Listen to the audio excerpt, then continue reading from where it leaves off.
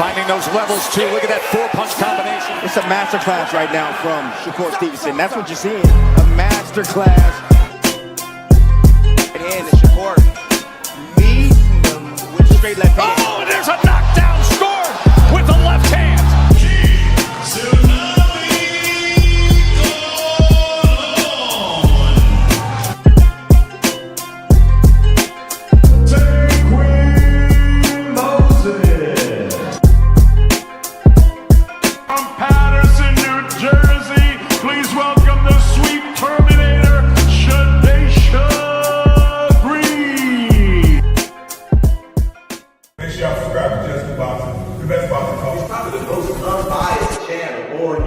Right now, we're going to give him his just due. Shout out to my brother, Just Due.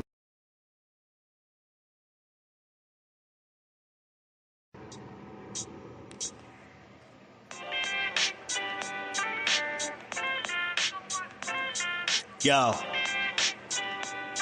you know the deal. We back again. We never slacking. Word 'em up.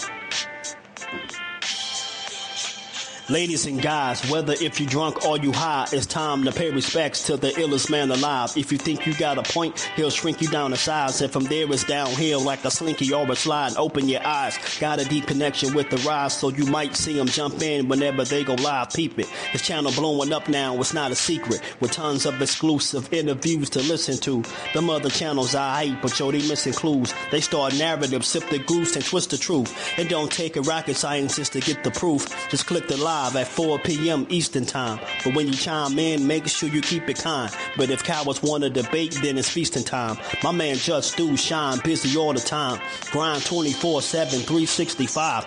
Videos he might have 365. My rhyme's sick, they make you do a 365. You get a rich if you think you fit to survive. It's Just Do boxing, time to click the live. Ain't no beginners, if you soft, you ain't down to ride. I crush you, respect too, it's Just Do. He got the illest boxing show on the internet. The boy been a threat and he ain't even had dinner yet. Word 'em up. Yeah. You know what time it is.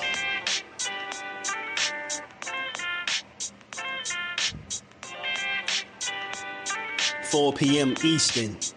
Click the link.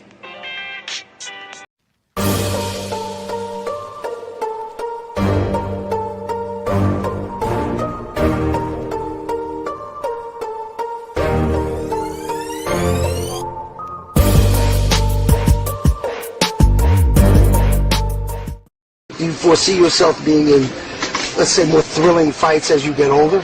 Basically what you're saying is, Floyd, get beat up and get some black eyes, then get your hand raised. No, and then stoop to everybody else's level and be stupid. When you get older, I'm saying, when you get older, do you think there's nothing cool about taking punishment, getting beat up, getting bloody lips, and getting a check. It's the coolest thing I can do. I can dominate you, shut you out, and make crazy money, and go home and live with my family in a very, very comfortable and happy way. That's how I like to do it. Lifting weights and being strong doesn't win fights. Having great timing and being a very, very smart and intelligent fighter wins fights. I mean, I've been in there before with guys that was a lot bigger and probably hit a lot harder and a lot stronger. But Floyd Mayweather always has the remedy. Okay. Well, 37 opponents had a heart, and all of them came up short. Speed kills, I guess, right? Watching you in person is a lot faster than on TV, man. How important is speed? Well, it's not about speed. It's about smarts. It's about smarts, and it's about not getting hit that much.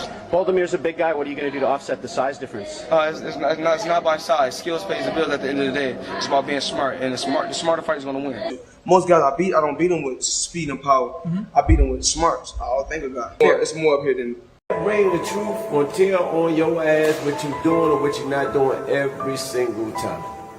You can lie, you can bullshit and all that, but when that bell ring, if you ain't put that work in, it's gonna show, bro. It's gonna show. Not to mention y'all in a sport that can cost you your life. Literally, you can die in this shit. So if that's the case, man, if you gonna do this, don't bullshit with it.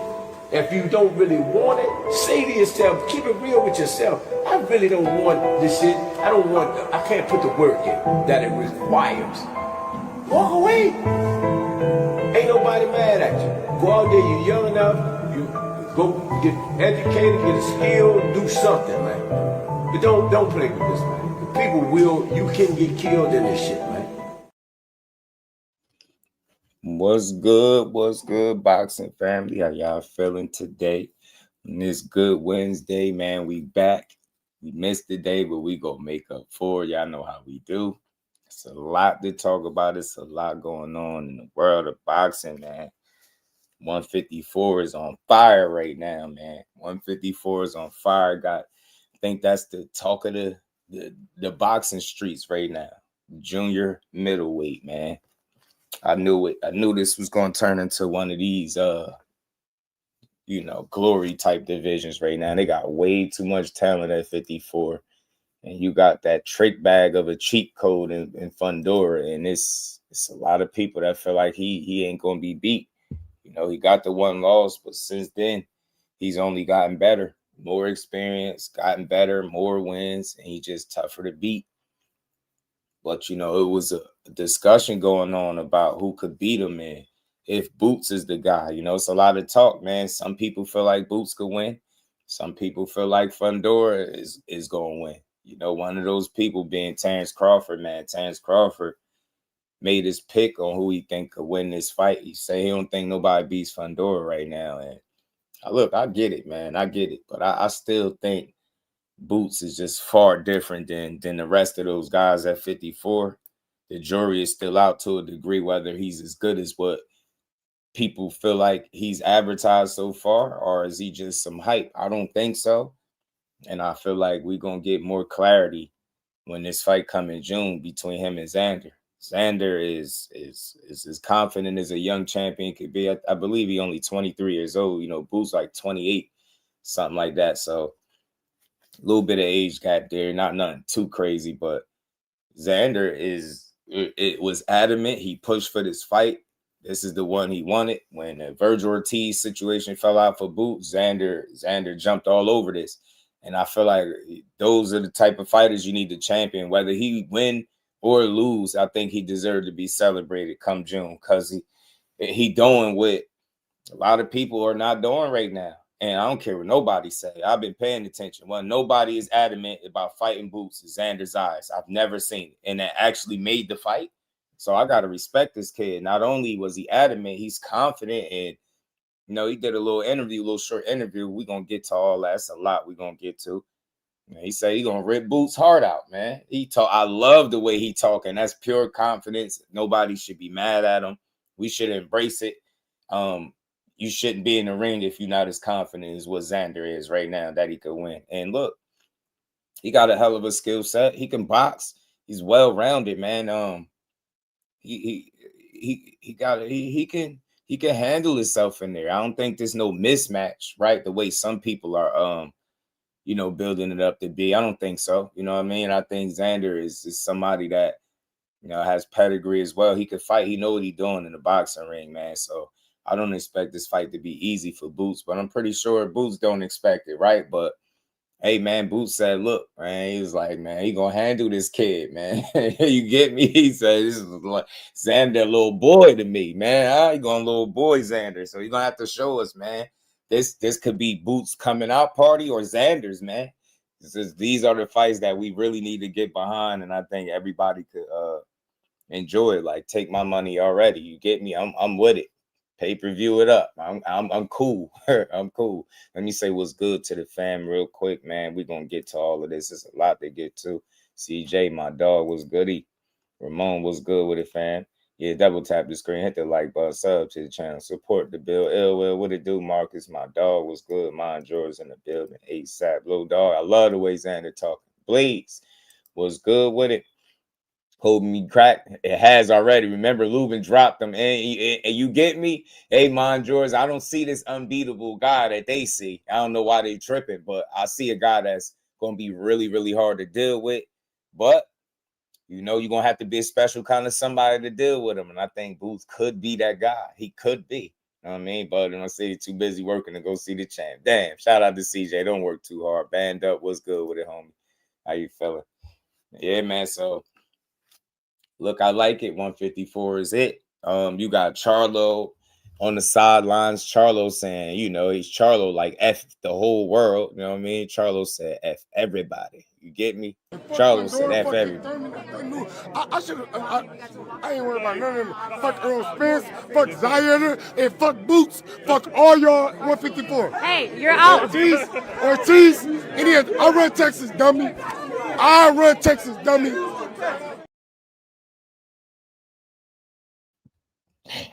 Yeah, man, I'm sorry, bro. I don't know about y'all, but Charlo is always going to be funny to me. I don't know who Xander is, but I'm still trying to figure out who Xander was, but we're going to stall him out, man, because he might have been tipsy.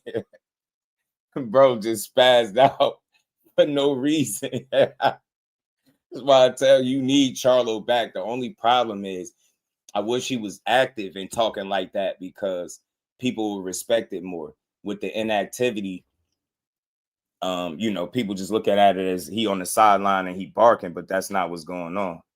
You know what I'm saying? That's not what's going on.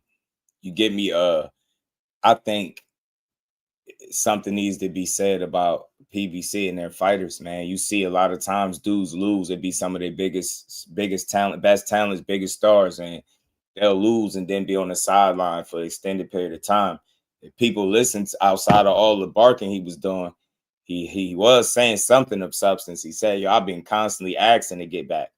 You get what I'm saying? He done been on vocal, he's been on social media, and I know it's not all up to him. So he in a situation where he kind of got to get in where he fit in. You didn't officially lose your belts in the ring to nobody, but we know what it was. The Canelo fight, you got stripped of a belt, and then one by one, they just dispersed. So now you gotta, I ain't saying get to the back of the bus, Charlo, but you gotta find a fight that's gonna get you back where you need to be. Because other than that, you're just gonna be on the sideline barking, and people ain't gonna have no reason to fight you. You know what I'm saying? Let's go, Zayas, beat the Philly hype job. Don Rose said, yeah, hype job. I don't think so, man. Even if Xander was the win, I don't think that would suggest that Boots is hype, but maybe he wouldn't be as good as what some thought. And I would be able to have that conversation. I'd be willing to have that, but I don't know, man. I don't see hype when I see Boots, right? That's a really talented dude, man. I think you just watching him, you can see it now. It's not a lack of skill or talent there. It's a matter of putting it together, and then the mistakes that you do make, will they get you in trouble at the highest level, or will you still be successful how you always been? That's the question for Boots, and I think it's fair. It's a fair question because, you know, if you paid attention to his career, you know the biggest fights have eluded him for a number of different reasons. Not all his fault, not all politics, man. It's a combination of things, but at the end of the day, it's water under the bridge. He here now. And finally, he got to a division where you got hungry people willing to fight like a Xander Zayas. And he got something to offer. He not protecting his O. He not babysitting the straps. He said he going to rip Boots' heart out. And this made me want to see the fight that much more. Get what I'm saying? I like to see Boots speaking up, going back and forth, letting it be known, man, he about to dust this kid off because I want to see it. You know, look, I think Xander has all the talent in the world to make it a really good fight. But will he beat Boots is the question. I don't know. You know what I'm saying? The kind of athlete Boots is, man, he could really make things interesting in there, but we'll see. Jordan was good with it. King One was good. Virgil sent Boots 2 contract. Virgil would beat both. We ain't about to go backwards, man. Virgil ain't sent nothing. Virgil can't send no contracts, bro. Virgil ain't, and contracts don't just get sent. So you skipping steps, fam. You know what I'm saying? Ain't no contracts been sent.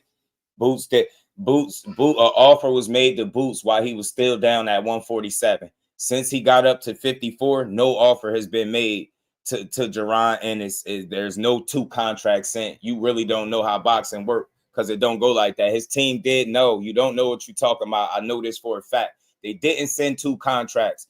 My thing is, you don't send a contract before you send an offer. You got to know boxing, bro. I know you might be trying to be a distraction, but I got to get you right because we don't just type dumb shit in the chat, bro. Like, you talk some sense, right? They don't. Why would you send two contracts if he turned down the first one? Don't make sense. You send offers first. You don't send contracts before you send an offer, bro. You got to learn boxing. Now, like back to what I was saying. So anyway, they made an offer to him. Well, we all know that while he was down there at 47, Turkey Al-Sheikh was all in on the fight. Boots decided to stay there, fight Stan Jonas. So then, therefore, Turkey Al-Sheikh kind of got out on the Boots business, right? He didn't accept the offer. But like I said, and I was right, once he got to 154, watch all of this change. He got to 54. He beat up Usman Lima. And then you see now, next thing you know, Virgil Ortiz went from facing off to talking about a dream fight with Errol Spence that the Zone came out and publicly said they are not willing to pay for, but they still talking about dream fights and options that they got. Now the man is on the sideline. And if they were all in, let me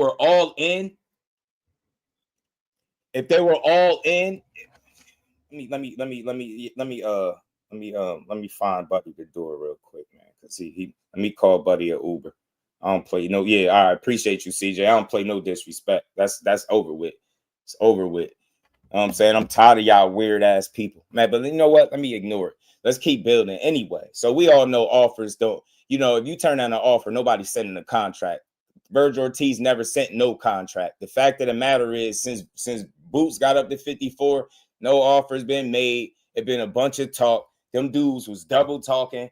They was shaky. They wasn't consistent. They was making $10 million demands, talking about all these other options and dream fights and Texas Stadium, Jerry World, and everything but Boots. Now you suing Oscar De La Hoya because y'all wasn't on the same page. And it's clear as day. I don't need to be inside the room or on the phone with these guys to know that this situation, they clearly wasn't on the same page. If they was all in on fighting Boots, then that's the fight we would have been getting next instead of Boots and Xander. So miss me with all that duck talk. You sound stupid, man. You sound stupid. That's why boxing suck, because we got too many weird ass fans that just be running their mouth. Why would they still be trying to make a fight with Boots at the time of if he ducked? Did you hear Oscar De La Hoya say, yo, the reason the fight ain't happening is because Boots ducked him. He said he was trying to get Virgil the most money possible. That's why. And Virgil, obviously, in company, didn't like the way he was going about it. So he was unable to secure the fight. He was too focused on trying to one-up Eddie Hearn and make clapbacks and talk crazy in the media, and you wasn't really putting the focus where it needed to be, and that's making sure that your fighter got the biggest fight of his career with Jerron Boots Ennis, and it didn't happen. Shut up with all that duck talk, man. Y'all got to learn boxing. I don't care how many times you type something. It ain't going to make it true, bro. Contracts cost money, idiot. Nobody sitting up spending money, sending contracts left and right with guys turning them down. If you're not accepting the offer, it ain't going to be no contract. Dumbasses, man. Dummies.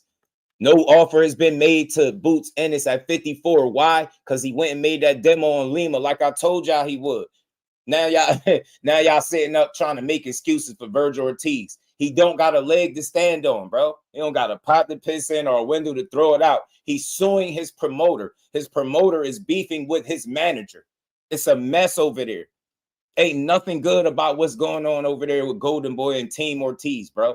Ain't none of them on the same page.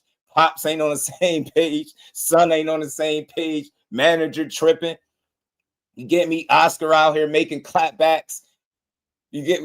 Virgil Ortiz is on the verge of being shelved, and you out here talking about, yeah, Boots ducked him. Well, good luck. Boots ducked him, but he about to fight Xander. Good luck making that case. Good luck making a case that it's Boots that didn't want to fight when he went right from one fight to arguably just as good of a fight, because it's going to make him a two-belt unified champion if he win.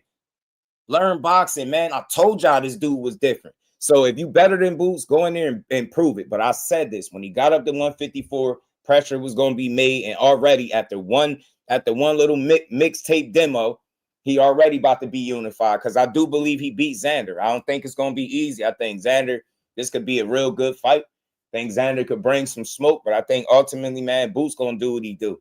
I believe in his talent. If I'm wrong, y'all could be here. Y'all know I eat my crow with honey mustard and barbecue sauce. I'm cool with it. But I believe in this dude. I'm sick of people saying he hype. After he snatched these titles up off this kid, I don't want to hear nothing.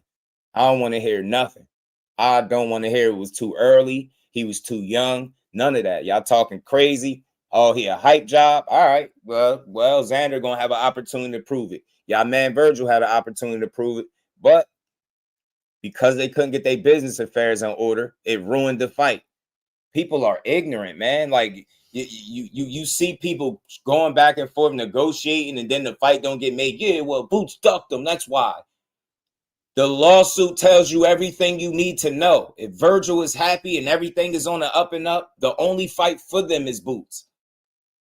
Them dudes really overplayed their hand, and now they in disarray. It's dysfunction over there. They publicly going back and forth legally, right? Promoter going back and forth with the manager out in the promoter. And in all this time, this is what people need to know. All of those Boots duck people. Do you hear Virgil Ortiz manager said to Oscar directly publicly in all of this time that this has been going back and forth? We have never sat down and had one conversation. What does that tell you? You idiot. You really think Virgil Ortiz and Boots was going to happen when the guy that promotes Virgil and the guy that manages him never had a one single conversation? Really? Explain to me how that's going to work. Don't even make sense. People are clueless, man. Notice I didn't call Virgil Ortiz a duck because I know that's not what it is. They business ain't in order. How many times do you see guys go back and forth with promoters and then they get a big fight right after that? No, you go on the fucking sideline. You're suing them. There's no fight coming right now down the pipe immediately for Virgil. He's gonna be right on the sideline. There's gonna be Boots and Xander making a mark. Whoever wins that fight, he gonna be right on the sideline, bro. Y'all gotta start being smarter, man. Start learning boxing and understanding that everything is not about ducking. This is a prime example to learn and understand the sport. This is a perfect example. You can look at both fighters. You can look at Virgil's track record. You can see the last 3 fights, and you can see that he ain't scared to fight nobody. You can tell that Boots, ever since he fought Lima, it's been all Virgil. They've been 100% focused on him. Nothing else has came out. It got so bad that people said Eddie Hearn was failing Boots because he didn't have a plan B. He ain't getting him the Virgil fight. He should have had a plan B. Sound like Xander Zayas is a hell of a plan B to me. Get what I'm saying? So while they making moves, he's going to be on the sideline. He ain't getting no damn fight. Ain't nobody duck him. His manager has never even had a conversation with the promoter. And I'm going off of that because he said it publicly to Oscar. He tagged him and everything. He said, yo, we ain't never sat down and had a conversation about this. Or he just put it on his Instagram or something like that. You get what I'm saying? You're not going to get a fight like that. Not going to get it, man. Xander was speaking facts. Nah, I'm telling you, it's not that. Shout out to the Queen, Lisa. How you feeling? It's not that Virgil is the duck. Whenever you have turmoil with your team, it prohibits a fighter from getting in the ring. You get what I'm saying? You can't even see eye to eye. You get what I'm saying? Like it looked like Oscar wanted something else or was going about it a different way, but without speaking to the manager. How does that make sense? You're not even in communication with the fighter, bro. You tell me again how you about to make a fight with a fighter. Tell me what fight you ever known to be made without the promoter speaking to the fighter and or manager or both. When? How does it even get made? Who's doing the conversation? How do Virgil know how much he getting paid? Make it make sense. Stop being so simple-minded. Virgil's a real fighter. There's nothing in his track record that says duck. Nothing at all. And it's the same thing for Boots. The only thing you can criticize with Boots is maybe he ain't make up his mind fast enough because he threw out the ideal of going to 54, but then stuck around for another fight, right? But it was a unification, so we get it. We get it. Right after that, he went up. You get what I'm saying? And put full court press on Golden Boy and Team Ortiz. And if they was both playing chicken, Team Ortiz and Golden Boy made their first turn. They turned away first. Boots was trying to make the fight, and so much so that he went and made a big fight for himself right now. Shout out to Dre. This is crazy, man. Virgil dug Xander and Boots, and now Xander and Boots fighting. Yeah, and the thing is, yo, shout out to BBO. What's good with it? The thing is, bro, Cornelius, what's good with it, bro? Let's talk about it. What's good with it, man? Look, this fucking idiot, man. Y'all know I'm packing y'all up today. We talking real boxing, not fanboy shit. Not fanboy. You can't. Everything I'm saying is a fact. Everything I'm saying is factual. How often do you see a fight at all with any fighter if they're not on good terms, even speaking terms with their promoter? You've seen it all the time, bro. You've seen dudes go on a shelf for more than a year, 2 years. You've seen it with Mikey. You've seen it too many times, bro. You get what I'm saying? Bias would be trying to convince you that Virgil is a duck and Boots is this boogeyman. You dumb, silly ass kids, man. It's the conversation is that's surface level shit. People that sit up and talk duck talk, they don't know shit. That's why that's they go to. Oh yeah, well, you Boots, you ducked, Xander ducked, you Virgil ducked. Nobody ducked. Dummies, man. What offers and contracts has been out there for anybody to duck anybody? Virgil's not in position to duck. Why would he duck anybody? He just fought back to back top fighters, quality fighters. Why would he be scared to challenge Xander for 2 belts? Make that make sense. It's not about ducking, bro. That dude ain't scared to fight no damn Xander Zayas. Truth be told, and I'm trying to start. I like Xander, man. But Virgil is more proven than him. I don't give a damn about his belts. Why the hell would Virgil be ducking him and he fought better competition? Name me one person on Xander Zayas' resume that'll beat Virgil Ortiz. Not one of them. Not one of them. Not one of them. And he probably has smoked some of them dudes that Xander went the distance with. Low key, that fight not happening probably was a good thing in a way for Xander, but then not really because he had to go down another dark alley with Boots. So wherever he was going, it was going to be a tough fight. Xander wasn't no guaranteed win over no Virgil. Golden Boy, I'm pretty sure, was more than confident that Virgil Ortiz could beat Xander Zayas. It's a lot of people that still feel like he a little green. If you really following Xander, they tested him. He's tested to a degree. But some say he can still use some more experience, right? Some people say that. He's a product of being in the right place at the right time and making the right fights. You know what I'm saying? And making the most out of the opportunities. But now, what this fight proves is what Xander really is. Is Xander really the guy that people think he is? Or did he just happen to be in position to get these belts? We gonna find that out. But ain't none of these guys duck nobody, bro. Y'all just silly, man. Boxing don't work like that. Negotiations happen all the time. They fall out and fights don't get made. That don't mean somebody ducked somebody, right? You just seen it with Keyshawn and Richardson Hitchens briefly. You heard about them potentially trying to fight each other. What's the reason that fight didn't happen? Both guys wanted a certain amount of money, and neither guy was unable to get the amount of money they wanted. So guess what? The fight didn't happen. So you telling me Hitchens duck Keyshawn or Keyshawn duck Hitchens? You got to learn boxing, man. Get that surface level shit out of here, man. That's like for fanboys. Only fanboys want to convince you that it's a fighter out there that everybody is scared of. Bullshit. Virgil been fighting the fights to let you know he's not scared. Boots have made every move he's supposed to make to let you know he's trying to position himself to be in a position to make the big fights. And he literally got one coming up. So you telling me you duck Virgil to fight Xander for 2 belts. That makes sense, right? Y'all don't even know no fucking boxing. You can't accuse a guy of ducking one dude and then going to fight a champion. How you going to duck a non-champion for a champion? Make it make sense, bro. If you're in Ennis' shoes, especially, and you got Virgil and Golden Boy at odds, and that essentially what killed the fight. What killed the fight, when the fight got killed, it was with Virgil, manager Rick, and Oscar De La Hoya going back and forth. That's what killed the fight. It was nothing on, Matchroom and Eddie Hearn and Team Ennis. Nothing they did stopped the fight from happening. That was all on the opposite side. Get what I'm saying? That's business and politics, man. That ain't even politics. That's just business. Messy business on Golden Boy's side, bro. Bro tried to big bro to champ Xander and told you bringing those belts to my backyard to fight me. Ain't no champ doing that shit. Yeah.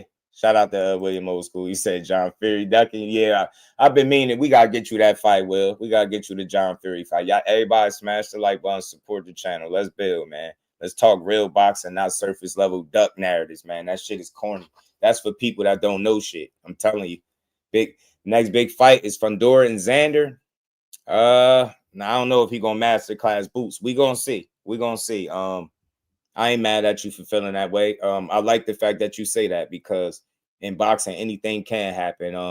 Xander Zayas ain't no guaranteed win for Boots, right? No, nothing is guaranteed in boxing, right? You gotta go out there and prove it. So I respect Xander enough to say that he got a fair shot at winning the fight, you know, but I just believe in Boots more. You know what I'm saying? I feel like he's more of an athlete. I feel like he can do a bit more. I feel like Boots got more of a bag, and it's going to show.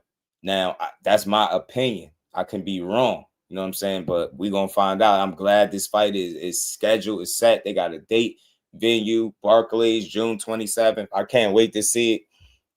And one mixtape Boots going to make a lot of y'all eat y'all words, bro. Y'all gonna be eating y'all words with And One Mixtape Boots. You could guarantee this. Guarantee you, And One Mixtape Boots gonna make a lot of people eat their words, man. Why Fundora manager put a roadblock and saying he only fight in the PBC stable? I don't know, but I doubt if that happens, bro. I doubt if that happens. I mean, sometimes that's what it is. I mean, where the belts would be at if Boots was he ain't on PBC. So that'd be stupid. If Boots won them belts, Fundora and Boots or whoever win out of Xander and Boots should be fighting Fundora, in my opinion. That'd be foolish not to make that fight. You know what I'm saying? It'd be stupid. But managers, the good thing is managers don't, it ain't the end all be all with them. Yeah, man. He gonna shift the gears, bro. He is, bro. I have a feeling Xander bringing Bud Petty ass in for sparring based off his interview yesterday. We're going to talk about it. We got some stuff to cover. We got some clips to get to. Let's get to it, though, man. Let's get to it, man. Let's make it. Xander said he's going to rip Boots' heart out. Let's hear what the young Xander Zayas said. I like him, man. I like his energy, like his attitude, and I like his confidence. And he can fight. He can box. Good boxer. He got really good legs, really good in and out movement, good fundamentals, good technique, right? Some could argue that those are the areas where he might be a bit stronger than Boots in, right? But I think it's going to come down to discipline too in that ring. You know what I'm saying? Who's going to be more disciplined? And Boots has a tendency because he I think is so athletic to not be as disciplined as what he needs to be at certain points, right? I've seen that from him. But let's get to this, man. Xander is confident, man. As confident as a young champion could be, bro. Motown with a deuce. Let me get this up. Let's get to this, man.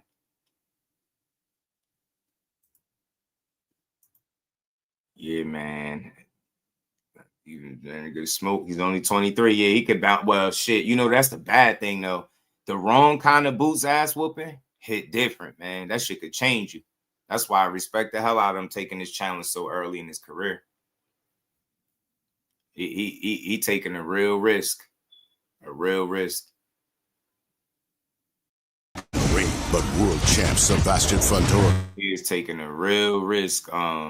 Going up against Boots, this young and pressing for it. So, you know what I mean? It's going to be a proving moment for Xander as well. Xander going to have to prove that he really want this shit.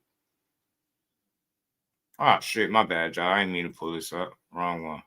Let me get this off here. My bad. I meant to delete that.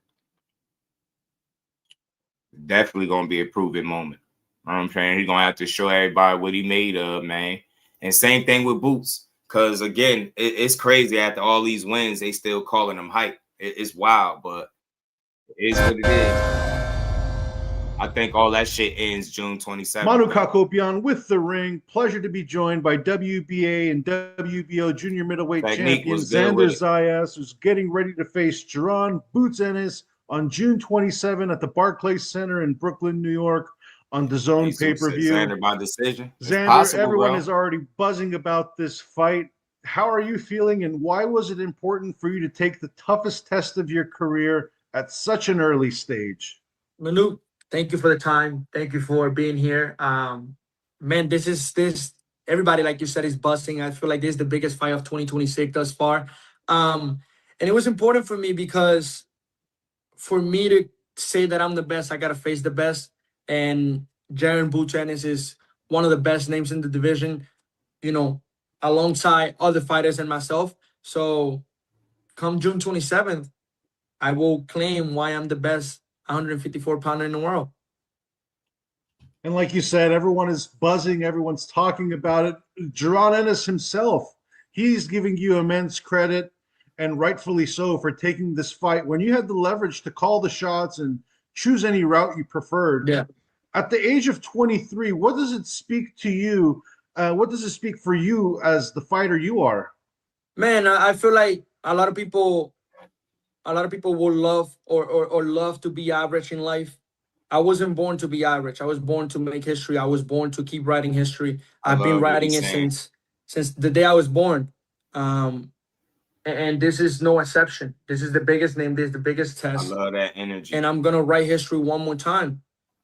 That's what it's all about. That's what you're in the sport I think Boots can stop him too. It's easy to just get complacent and just fight all names or all guys that were champion 3-4 years ago, or just fight an easy fight that you know you could win and get easy money.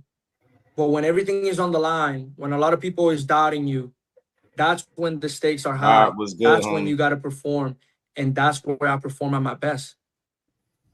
And it appears this fight was made without a hitch, fairly simple behind the scenes, which was a far different case than what Ennis experienced negotiating with Virgil. Why do you think that was the case, and what do you make of this?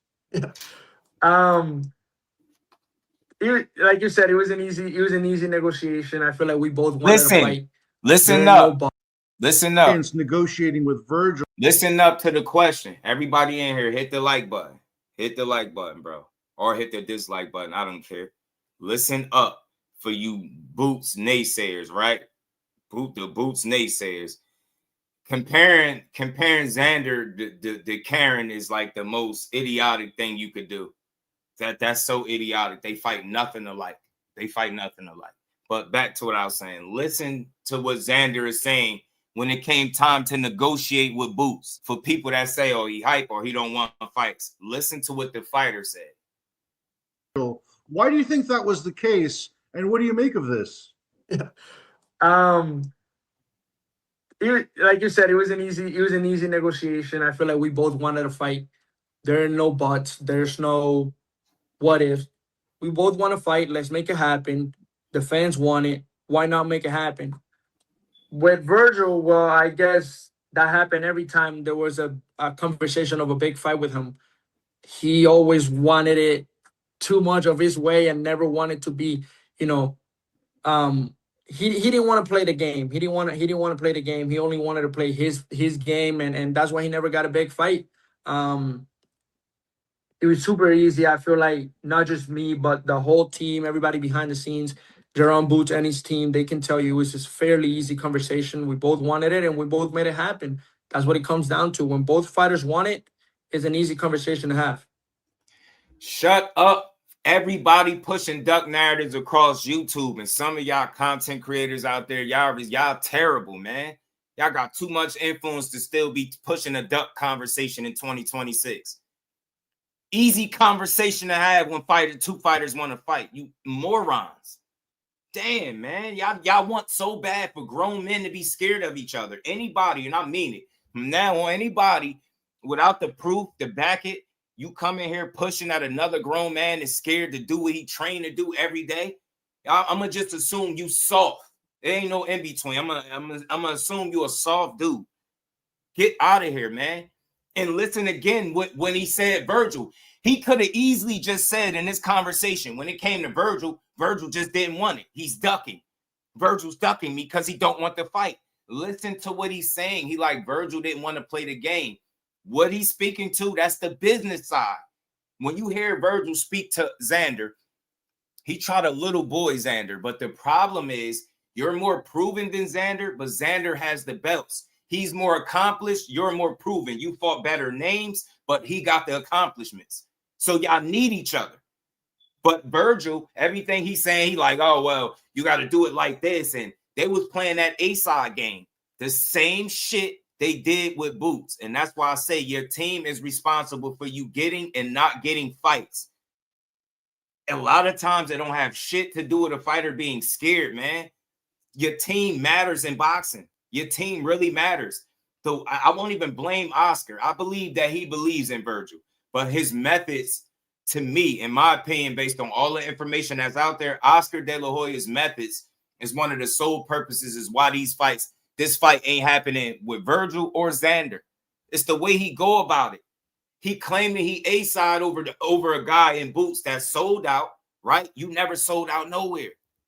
You get what I'm saying? Xander, he's a unified champion. You're not going to be the A-side over him.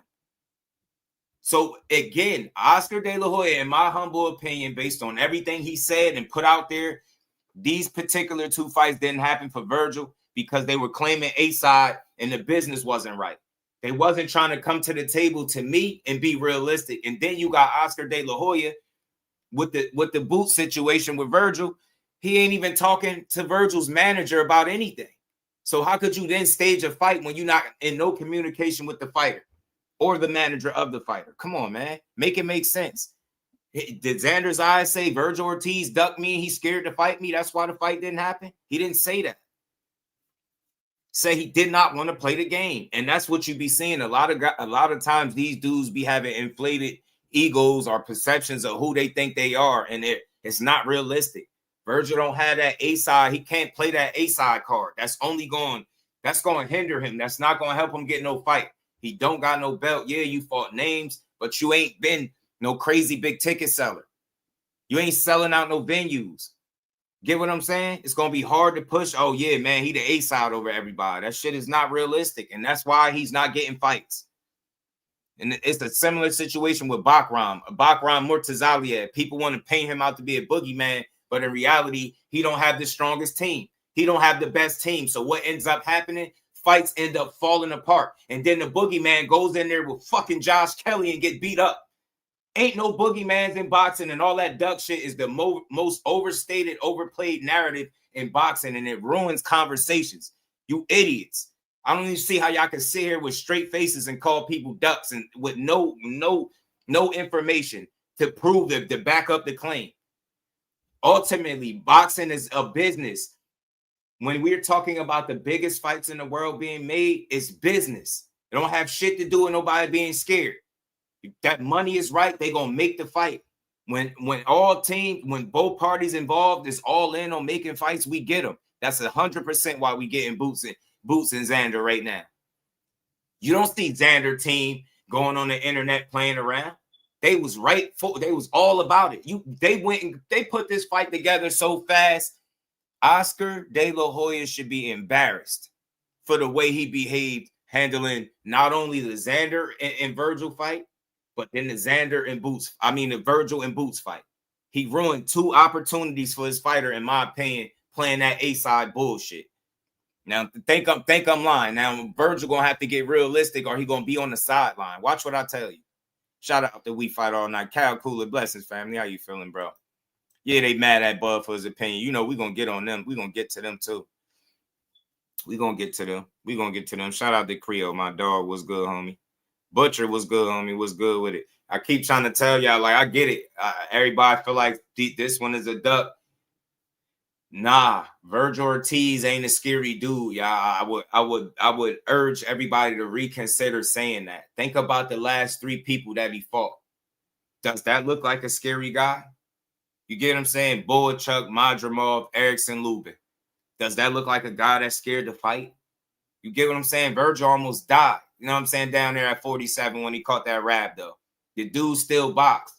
He beat Rabdo for the most part. Why would he be scared to take a punch? Like, let's talk logic and reason, right? Like, not just, What is it about Virgil Ortiz that makes you think he's scared to fight? I don't get scary energy from that dude. I think he's confident as hell, but what I think we're seeing is a team not being on the same accord with the fighter and manager. And as a result, not only are you not going to see Virgil in boots, you're not going to see Virgil and Xander or Virgil and anybody as long as the situation is at odds like that. It has nothing to do with Virgil being scared of boots and or Xander.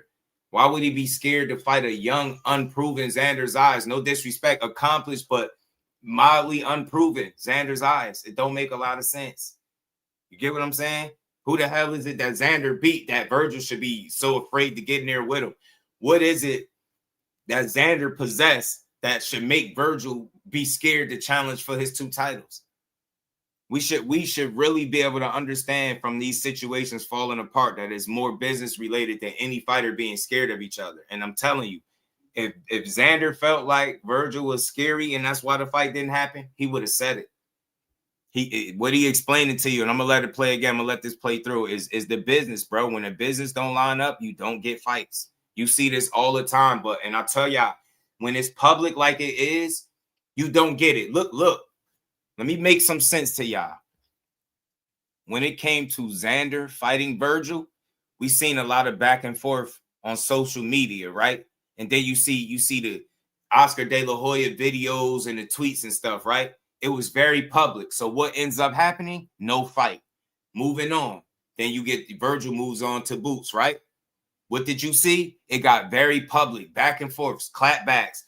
Rick making 4 or 5 minute videos responding to Oscar, but being real reasonable with his approach. You get what I'm saying? It was very public. What did we get? No fight. Tell me how public was Boots in Xander's eyes? How public was they making that? Was they going back and forth crazy on social media? Was they managers and promoters duking it out in videos and tweets and shit?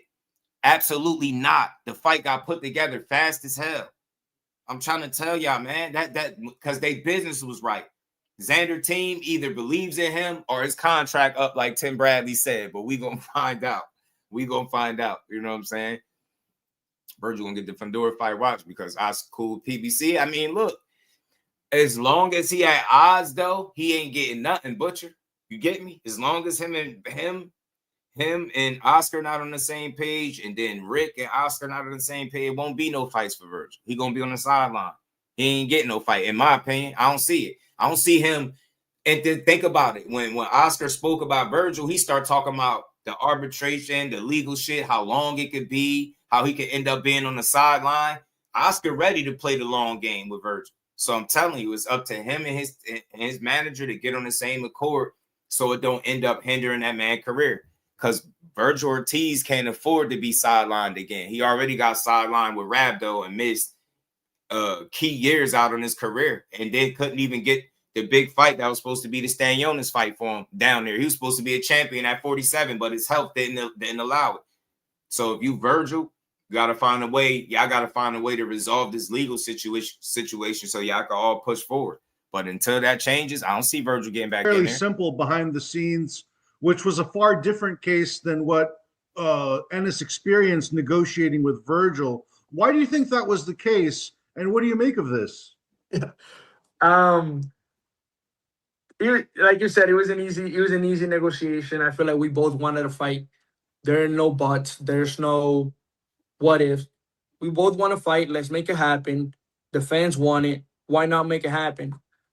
With Virgil, well, I guess that happened every time there was a conversation of a big fight with him. He always wanted it too much of his way and never wanted to be, he didn't want to play the game. He didn't want him saying he wanted too much of his way. That's business. That's money. How many times we really seen Oscar preach that these dudes was the A side over 2 fighters that he can't make a case that he's the A side over. And as a result, both of those situations was public and neither fight happening. Why y'all can't learn boxing? They teaching y'all. They really teaching y'all if you're willing to learn. That's why I call myself a student, man. You pay attention to this shit long enough, it'll all start to make sense. You hear what Xander is saying. Nah, not Virgil scared of me, man. He wanted it too much his way. What is that telling you? How you gonna want it all your way and I'm the champion? He like, bro, you're not even willing to come to the table and be realistic. Come on, man. Y'all gotta smarten up. And it really burns me up that, like, how do y'all process information? Seriously, like, do y'all just, take a narrative and just run with the shit? It's foolish, bro. Like, it's foolish, bro. Like, you gotta be smarter than that. Gotta be smarter than that. These guys are teaching you in real time. And I'm glad that both these fights fell out for Virgil because they're teachable moments for people that's paying attention. He ain't have shit to do with Duck. You telling me he ducked both of these guys.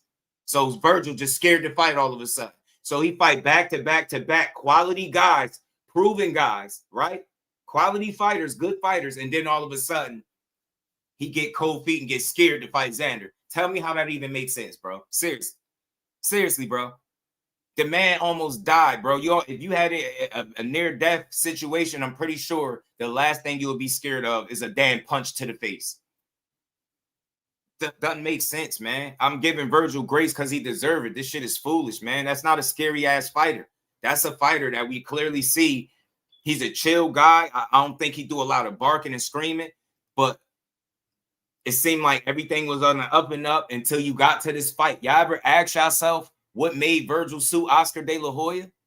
The ones that think Virgil are scared or ducking. You ever ask yourself what is making them sue him? They clearly, and then think about something. How is it on Virgil when his manager is telling y'all publicly that he's never even had a conversation with Oscar? Oscar is telling them, he's telling Oscar, yo, we could sit down like men and talk about this. We haven't had one conversation, this whole situation. They've been going back and forth on social media. Tell me again, how is that good business? Tell me again, how does that, is that the best thing for the fighter? And as a result, you've seen two, not one, but two fights fall out for said fighter. And now he had to sue the dude. Virgil ain't a scary dude, man. He ain't no scary guy, man. Ain't shit about Virgil scary. In my opinion, bro, he want fights. And I think him and Oscar clearly at odds. The business ain't all the way right. And as a result, it seemed like he wanted to be let out of Golden Boy. Seemed like he wanted to be let out of, he wanted his walking papers. I respect Virgil, man. Till I see something definitively that shows me that guy is scared. Yeah, facts. Shout out to Uncle Rick. You get me. They get paid to fight. When they don't fight, they don't get paid. Ain't shit scarier than starving. What's scarier? Starving or taking a punch to the face? Seriously. Like, that's how we really got to get correlate this shit to real life. Like, what would you rather, starve or get punched in the face? Seriously. Seriously. If somebody told you, if you don't go in there and fight, you ain't going to be able to pay your bills next month. Your kid might starve. What you going to do? You going to be scared to get punched? And you train to do this shit. Make it make sense, man. Telling you, bro. They tried the A side and bully the negotiations. And Oscar went public and overplayed his hand, I think, in both of these situations. And now his fighter's suffering, and he over there talking about his fighter potentially sitting on the sideline for a long stretch period of time. And it's going over everybody's head. They still like, nah, Virgil, man, it's Virgil. It ain't Virgil. It's Oscar. We all know, look, think about it. When think about how he lost Canelo. Think about the biggest fight of Canelo's career. He wasn't there. No disrespect to him. He was in rehab somewhere. You fast forward to Ryan Garcia, the biggest fight of his life. They left him hanging with Tank. He told him he was going to need a bat. Ryan had to press for that. You got to think of the guy that's promoting the fighter before you call the fighter a duck. Which one is it? Is it Oscar builds his fighters up like, you get him too many fights and don't want to test them? Or is it the guys being scary? Because they told me it's Oscar. Now with Virgil, is Virgil being scared when he fought the fights? It don't even make sense. It's Oscar. The way he doing business, it has ruined the opportunities for Virgil. It's not Virgil Ortiz. Virgil going out there and fighting. And when he realized that this dude is potentially blowing bags for him, in my opinion, based on what they put out there, he sued him. He like, yo, this dude is dumb. He playing. He playing with my career in our face. Shout out to my dog Marcus for the 10-piece. Appreciate the love and the cash app. Support the grind. Like my guy Marcus. Appreciate and we ain't never got a box again. Well, right. well. I already been getting these bets, but now it's time for you to get your just due.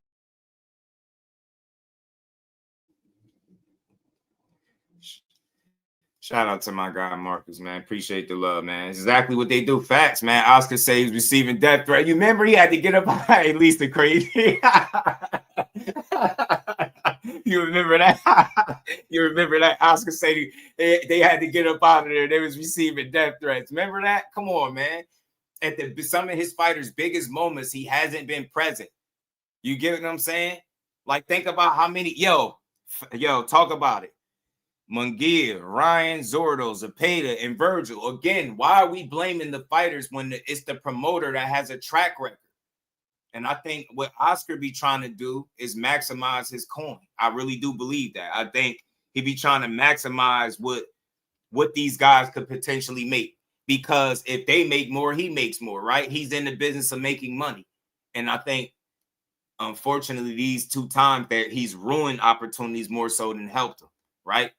You know what I'm saying? I can't say it would be stupid to tell y'all Oscar don't know what he's doing. But I just think in this situation, he might have mishandled it, right? And went about it the wrong way. And I'm going to keep saying this. Whenever negotiations are damn near public, like when all the business is like being shouted about through tweets and mentions and tags and posts and videos, you never get the fight. You never get it. Never. And I keep telling y'all, learn from Zayas and Boots. It wasn't no long, drawn-out situation. They put that shit together fast. So everybody that thought it was Boots that was ducking Virgil, so he ducked a non-champion for the champion, right? That don't make no damn sense. If you think Zayas was scared of somebody, so he went from potentially fighting Virgil to fighting Boots. Both of them non-champions, both of them dangerous. Where is anybody scared at? I see 3 real fighters. 3 real fighters. And I think Zayas is accomplished, but the least proven out of all 3. And we're going to find out if that's the case when they fight. I can't wait to. Try to pump facts, bro. Try to punk them. You get me, bro? Shout out to my dog, man. I'm telling you, bro. We just got to make this shit make sense. You got to start learning from these dudes, man. These guys be playing these games right in the fans' face, and we be falling for it, arguing about who a duck. And they just showed you that his business ain't in order. You know what I'm saying? Dude getting sued by one of his biggest fighters, the biggest name fighters that he getting sued by. He's a legit getting sued by him. Why do you think that is? He went from saying, Oscar treat me well, he checked up on me on Christmas, he called me and everything, to, oh, man, we suing. And I need to get it let up out this contract. What do you think changed? They got Virgil looking crazy in the light. I told y'all, Virgil didn't like that shit. I would love for him to speak on it and see if the reason he sued had anything to do with the way Oscar was moving when it came to making either of these particular fights. Guarantee you he would say some truth to it. Guarantee you. What else would it be? Come on, man.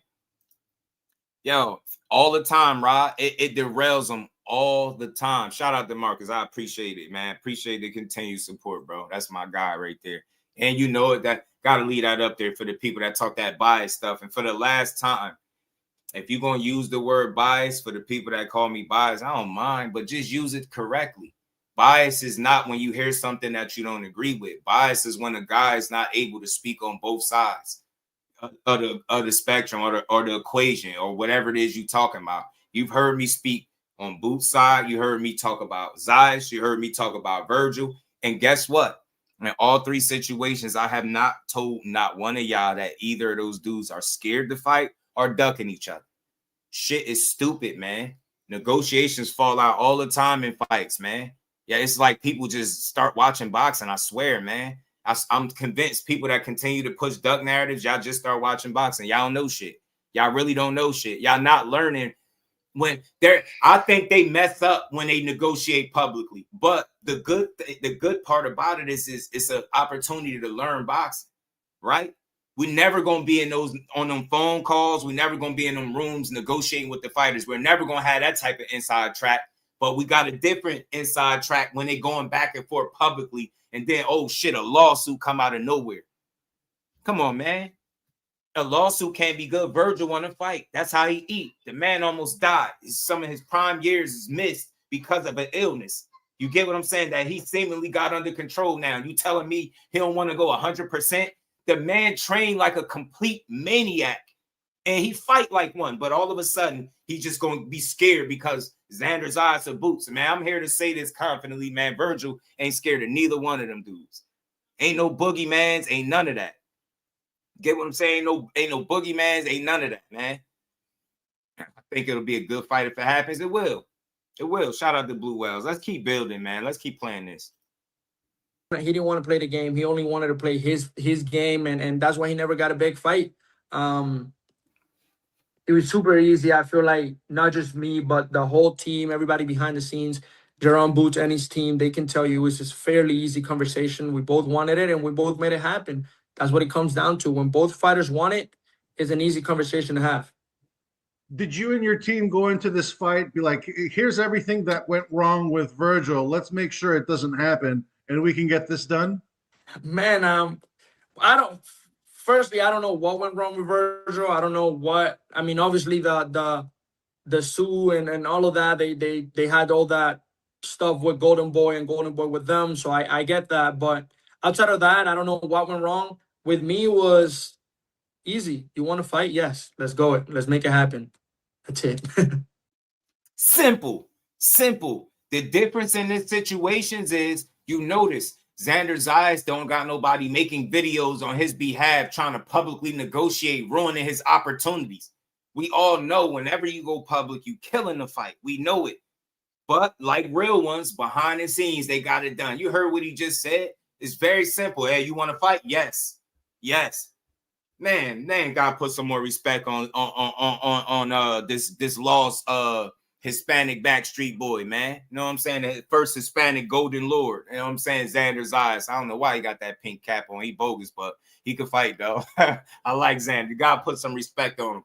He was willing to say yes, and yes. Both the Virgil, both the Boots. You can't call him no scary guy. And it's the same thing with Boots, man. He was all in on Virgil, and I think Virgil was all in, and Oscar De La Hoya wasn't all in. We see this shit. We got multiple fighters. Bro just mentioned about 4 or 5 Oscar De La Hoya fighters where you could tell that he held them back to a certain degree and he guided them in a certain direction. Hey, y'all, Kid Austin got an opportunity for a title. What did Oscar De La Hoya say? And Schofield Sr., remember he posted the text messages and he basically told him, don't take the fight. Y'all telling me it's not Oscar?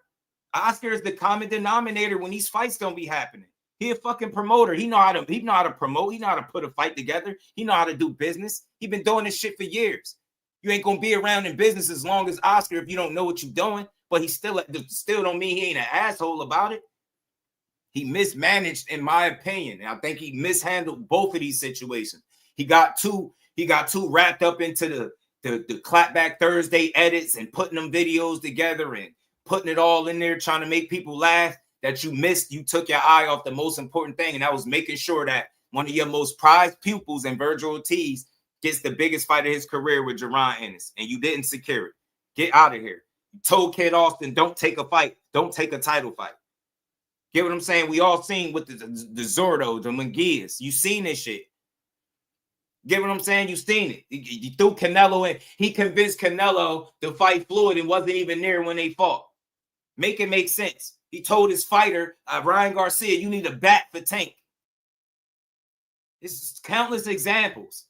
He tried to convince the world that Virgil Ortiz was an A-side over Ennis when we all know Boots. You can look and see he sold out the Wells Fargo. You can look through Virgil Ortiz's whole fight history and see that he's never sold out anything. But tell me again, it ain't Oscar? I think we pointing the fingers at the wrong people. It's not the fighters. It's Oscar's methods in this particular situation that ruin opportunities for his fighter. I'm telling you, and that shit whenever lawsuits come, it's always, that's not good, bro. That's turmoil. That's like, bro, you out here playing with my career. These people out here calling me ducks and shit, and I'm out here trying to fight. I'm ready to fight, but you over here you get me? If you're trying to get them the most money possible, you do it behind the scenes where you could really get it done. Oscar, I think, was not being honest when he said he was trying to get the most money possible, because how is that the fact, but you're not talking to the fighter or the manager? How is this working? What kind of business are you running, bro? Come on, man. Shout out to Blue Wells. Appreciate the love, man. Says, sorry, I'm not a good mod. Grab lunch on your boy, man. Blue. Shout out to Blue Wells. I appreciate that, man. Shout out to my And guy. we ain't never got a box again. Well. I already been getting these bets, but now it's time for you to get your just due.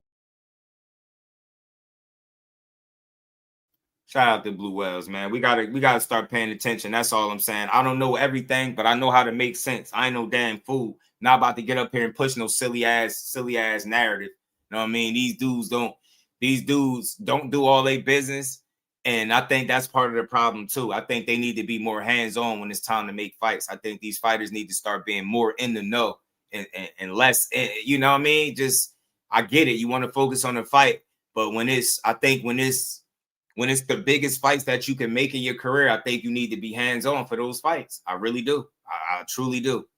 Shout out to Blue Wells. Much love, my guy. Bruce Gas, peace to the OG. Blunt, my dog, was good with it.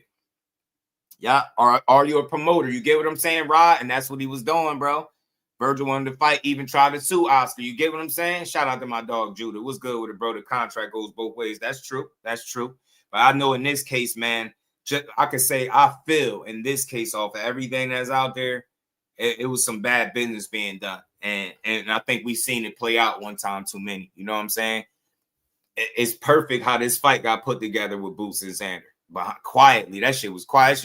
We heard something about it. People was like, man, I don't believe it when I see it, man. We got to get an announcement. Then, boop, the announcement come. Fast as hell because they really wanted to fight each other. And I don't think Xander got nobody in his ear trying to get him not to be great. They allowing him to dare to be great. Well, he pushed for it, so they ain't stop him. So I like it. Easy, no drama, bro. One, two, three. It's refreshing to hear. We love to hear it. And you already have a rivalry with Ortiz as well. Does it give you a little extra satisfaction that you got this fight and he didn't? It's funny, man. It just, to be honest, I don't have a rivalry. Like people say it's rivalry. I just like to like throw punches at him sometimes, you know, just for the fun of it. There's no, I mean, I don't know the guy. I've never met him in real life. I don't know what he looks like in real life, you know? So yeah, I feel like it's just funny to me. But no, I don't want to laugh that he didn't get the fight. I just want to say that I made it happen because it's something that I wanted. It's something that I'm confident on that I'm gonna win on June 27, and it was easy for me to say yes. I've always said yes to all the names, all the big names in the division. I've always said yes every time they came to me, and this is the first opportunity where the other fighter also says yes. And is willing to face me. Well, gotta love that. Shout out to Xander, bro. I believe him. I'm glad he got the opportunity that he got. I'm glad he had the, back-to-back, quality opportunities to be a unified champion, man. He represents the sport the right way, man. You know what I mean? It's crazy. Like, even though I feel like Boots gonna get this dub, I just feel how I feel about both of these guys. If Xander was the win, I wouldn't even feel bad for him. This is a dude that you could really be happy for because he really got the champion attitude. He's saying yes, and he's proving it. Yes to guys. He was yes to Ortiz, yes to Boots. He need to be embraced, man. People really need to rock out with him. Shout out to Lala D. Peace Queen. How you feeling? Right? Rumor. Announcement done. You get me? You get me, Uncle Rick. Shout out to Rick. William Old School, my dog. He say, I climb the billboard. Be safe, family. Cornelius was good player. Be safe, though, William Old School. Be safe, my guy. Definitely gave my certainly respect. A great fighter. Alexander, that and much certainly more. Someone everyone wants to see you fight in the future. Let's put a bookmark on Virgil and we'll talk about the real fight you have in front of your hands against Jerron Ennis. He's already fired the first shot and says he doesn't really see much in you and he can beat you however he wants. What is your reaction to this? That's fair. I feel like that's the way he should think. You know, if he didn't think that way, then he wouldn't be a fighter. I feel like it's the same way. I'm gonna rip his heart out. I'm gonna take him. I'm gonna take him to somewhere he's never been. You know, he's gonna feel uncomfortable. He's gonna be uncomfortable when it comes to fight night. It's easy to face guys that you're bigger than them, you're more athletic than them.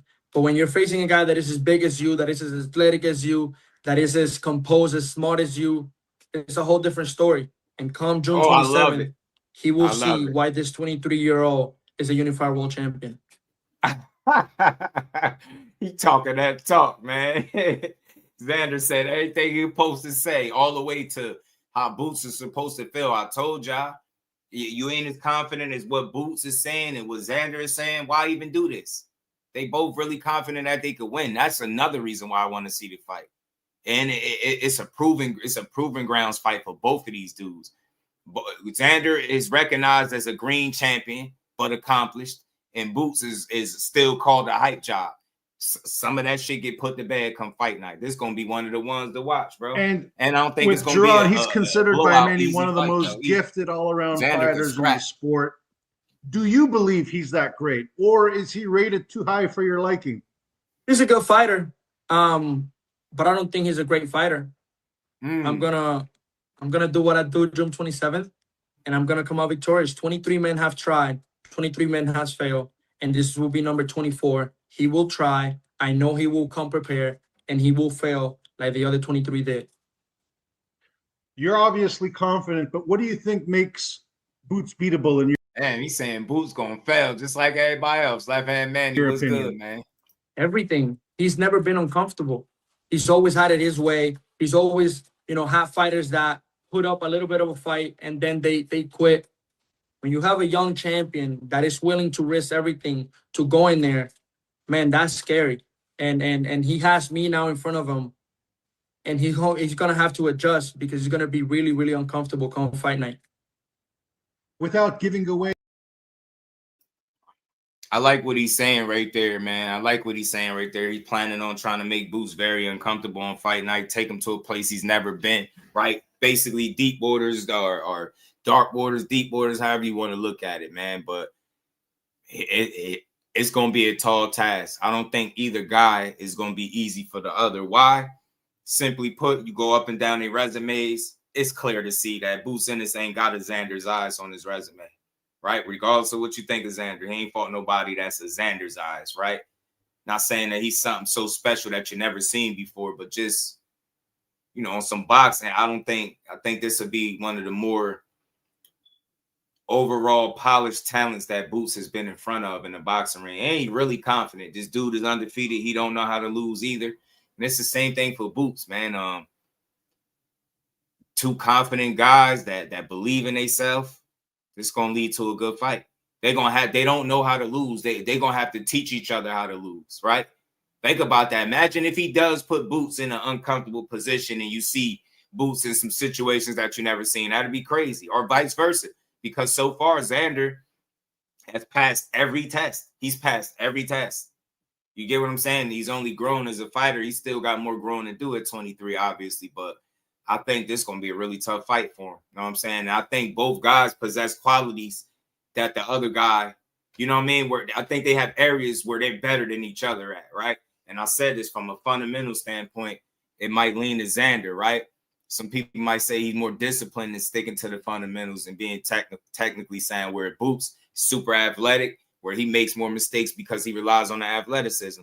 But so far, it hasn't got him in trouble to the point where he can't win a fight. So, and the same thing for Xander. So I think 50-50 on paper, man. Your game plan, can you just talk about some of the strengths and weaknesses that you see already?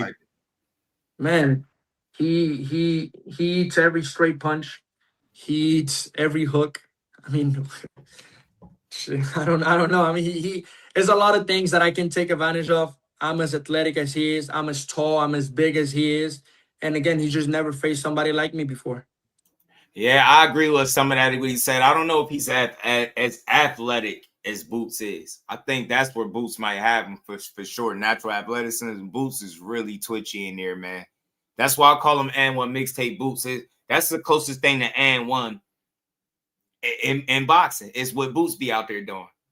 Like, you know how a lot of times you hear fighters saying them fighter me's, man, I'm just go out there and have fun. But, they go out there and be fighting for their life. Boots go out there and he be having fun.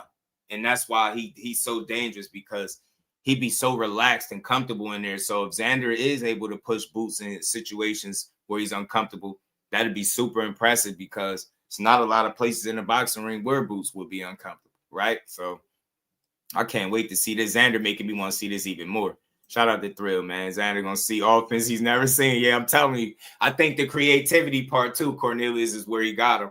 Creativity, versatility. He got more of a bag, I think Boost does. Now, and your confidence is on an all-time high right now, right? Yeah, he said Boost get hit with a lot. Get hit with straights, hooks. He get hit. Saying Boost pretty much get hit a lot. He's going to take him to that dark place and rip his heart out. 13 months, we've seen the development during your title run, back-to-back title wins. What do you credit your improvement to? Man, I'm growing in the sport, knowing what I'm capable of, and pushing myself every time, pushing myself to the limit, knowing that I'm the best, and understanding that when you understand that, it's simple to get the work done. It's simple to push yourself harder and harder every single day because there's nothing to prove to nobody. It's something to prove to yourself, and I'm going to do it one more time. I'm going to prove myself right.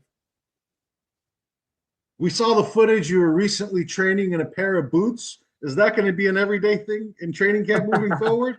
Man, that was a funny video. I feel like it was kind of like a sneak peek for the fans before the fight was announced, and also I was wishing happy birthday to my favorite prospect, so it was a little bit of both. But I mean, I don't think I'm gonna implement them as an everyday thing. I don't think I need them.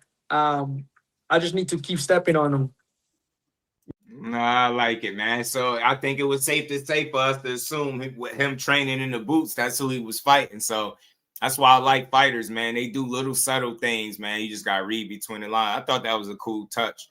And it's diabolical that he called it Virgil Ortiz for as proven as Virgil is. He calling him a prospect because Virgil ain't never fought for no title as well. Virgil ain't no damn prospect, man. We've seen Sebastian Fundora training boots. Who knows? Maybe it's a secret sauce. You got to give it a try. Man, when you fight a guy that hasn't fought in 6 years, it's easy to train boots because you were supposed to beat him. What do you make of Sebastian Fundora? He's obviously a very difficult puzzle to solve. He just dominated Keith Thurman. A lot of people consider him the best 154-pounder in the world. He dominated a Thurman that hasn't been in an elite level fight since what, 2019? I mean, he was supposed to dominate. If he didn't, then it was a problem. He was supposed to do what he did. So I wasn't surprised about it. Yes, Keith Thurman was good when he was Keith Thurman. Now it's not the same, you know? I mean, Sebastian Fundora is a good fighter. Tall guy, lanky guy. He started to use his reach for the last couple fights, so that's a good thing. But I feel like with the right movement, with the right game plan, it's a puzzle easy to solve.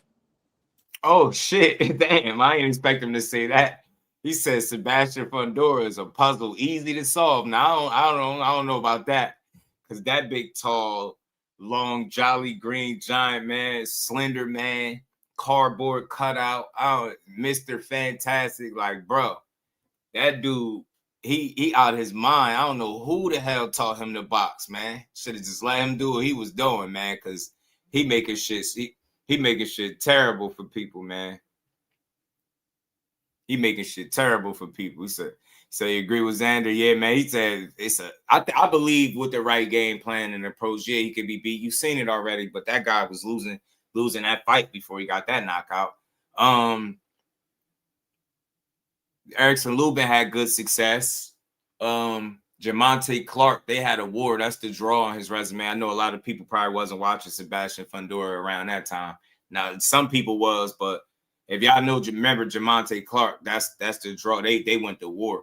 I thought Gervonta had got Sebastian, but that's when he used to just go out there and brawl. He's gotten considerably better since then, so it's a little different. Shout out to JJ. What's good with it? Do you think that's a fight that could be made for you as well, too? I know you tried to get it last year. He had the WBO title. It was stripped, and you ended up fighting for the vacant title. Do you feel that fight will be made? What can I tell you? It was supposed to be made last year. Now he's saying that now it makes a lot more sense because I have 2 belts. Well, you had them before. You could have kept them the same way. You lost it because you wanted to. That definitely was a good fight. Damn sure was a real good one. So I don't know. I mean, I don't know, because also his promoter is saying, or his manager is saying, that they're not fighting outside of PBC. So how can you negotiate that? How can you go into a negotiation knowing that this guy doesn't want to fight anybody but the elderly staff they have at PBC? Well, you certainly deserve all the credit, because for those who forget, you were in Las Vegas last year as well after the Cordell Booker fight. You got into the ring. You wanted that fight. Again, just goes to show that you have been chasing these big fights over the last year, and you're proving that you're ready to make them as well. But going back to the preparation, when Canelo fought Crawford, he prepared by bringing in Boots for sparring. That's how serious he was taking in that fight. Who's the one top guy out there that you think will help you with sparring? Are you bringing the team together already? Yes, we have a couple guys. I'm not gonna mention it till everybody sees it. Yeah, I didn't like the whole they not fighting outside the PBC thing. I think that's stupid. I think it's premature to make that assessment too. It's kind of dumb. You know what I'm saying? I think it'd be kind of stupid not to fight outside of the PBC. I mean, maybe not. Maybe it makes sense money wise. You know what I'm saying? Maybe you get what I'm saying? Maybe it make the most sense. I don't know. But my thing is, if Boots or Xander is not with the PBC, so regardless of whoever wins the fight, they're gonna have the other titles. I don't see no reason in hell why Sebastian Fundora wouldn't want them other belts. He already spoke on it. So, and dude said they'd fight him. You know what I'm saying? Xander, I like Xander personality. I like his energy. I love his confidence. Lisa is fun, man. It really is, man. I like him. I just hate that pink hat. That pink hat pissing me off with that blonde hair. Damn Hispanic golden lord, man. I'm telling you. Oh, so it's going to be a grand reveal. Yeah, it's going to be something special for everybody. Well, we can't wait to see it. As far as this fight, what are you thinking? What are you envisioning? What's going on in your head when you're thinking about how this fight plays out? Man, shocking the world. Proving myself right one more time. That's what it comes down to. I didn't even think about I'm that. I'm going to come out victorious. It doesn't matter if it's by knockout. It doesn't matter if it's by decision. I'm going to make the adjustment like I always do. And I'm going to come out victorious come June 27th. You're very proud of your Puerto Rican heritage. We have to talk about history really quickly, because it hasn't been kind when elite Puerto Ricans and Americans face each other. We talk about Trinidad got stopped by Hopkins. Cotto got lost to Mayweather, and all the way back to Wilfred Benitez. He lost to Sugar Ray Leonard and Tommy Hearns. How is it going to be different for you, and how are you rewriting history? Man, respect to all those legends, but I'm Xander Zayas. I write history, and I'm going to do it one more time come June 27th.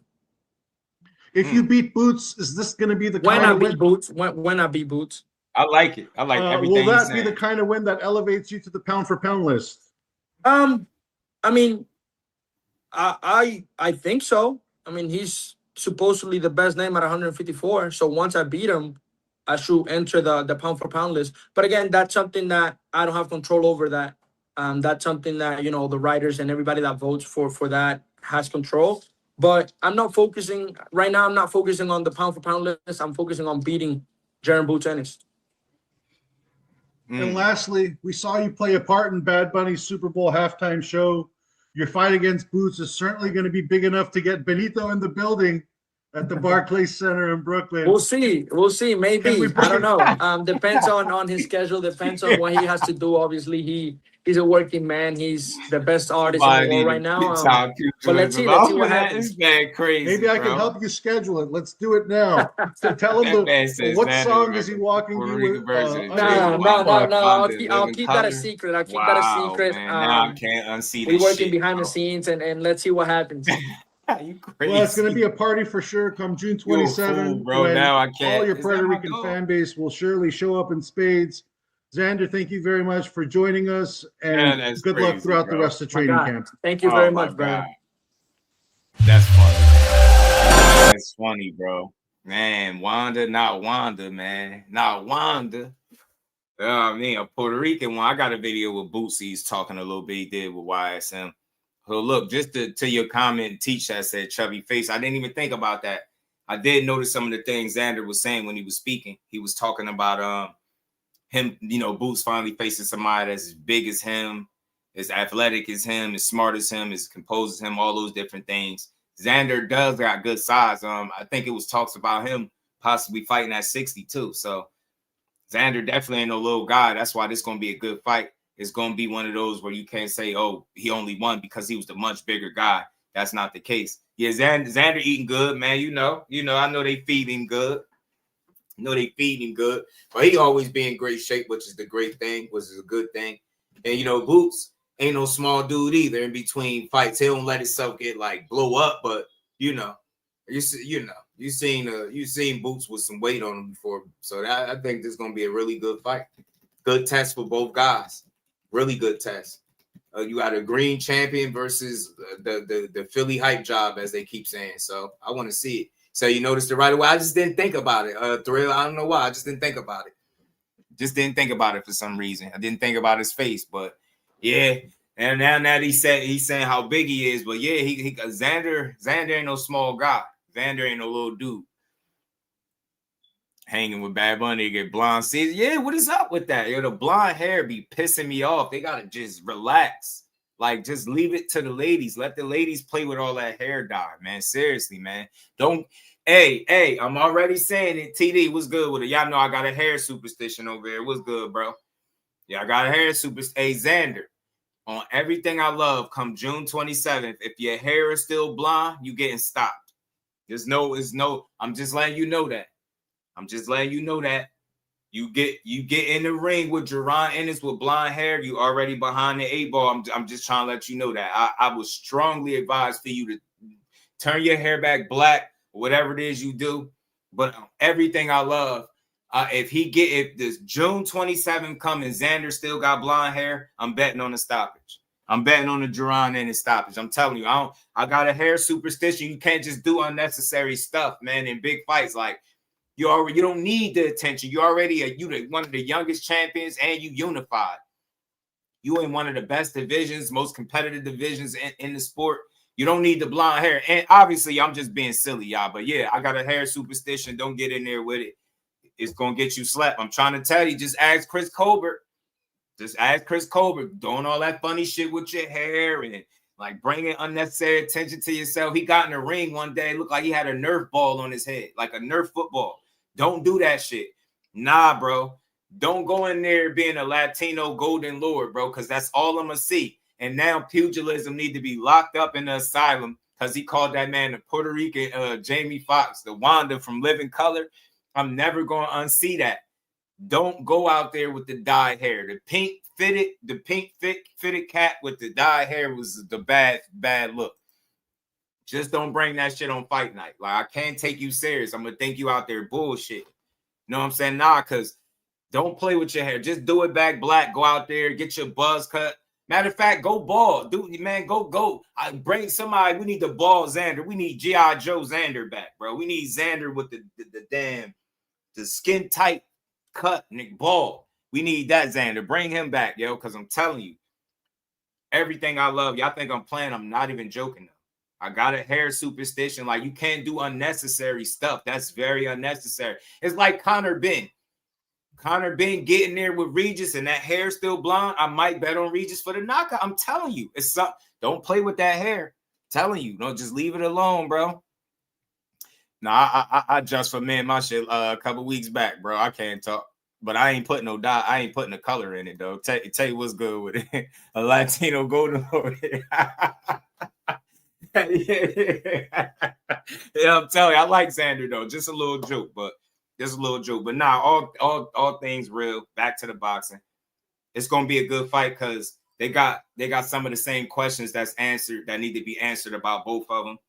And like y'all pointed out, Xander face look a little chubby, right? Like he been eating, right? Eating good or whatever. He not a small dude, so Boots not gonna get in there, and it's not gonna be a fight where people got to worry about Boots winning simply because he's the bigger guy. Remember, it was the talk that You know, he was fighting these other guys, these so-called 40-pounders that wasn't really 47-pounders, and that's why he was knocking these dudes out.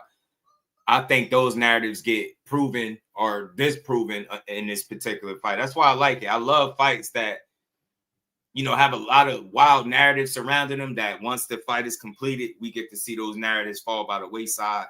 And I just hope whatever happens in the fight, that people could walk away feeling like they watched two of the best, or two of the, you know, bravest, the young fighters, the real young fighters in the game, with Boots and you know, Xander, man. Nah, it's pissing me off, bro. I know I'm being a fool. Shout out to my guy OP. What's good with it? Irvin Mack, what's good? You know what I mean? I was like, damn, why you just go do that? But bro pointed it out. It's the Bad Bunny vibes. Bad Bunny done got into his head, literally. Now he blonde. He got the pink fitted. He acting crazy. Xander acting a fool, man. Xander acting a fool. But let's keep going, man. I got a joint from Booster, man. Shout out to everybody in the building. We got about 60 people in there. Hit the like button, y'all.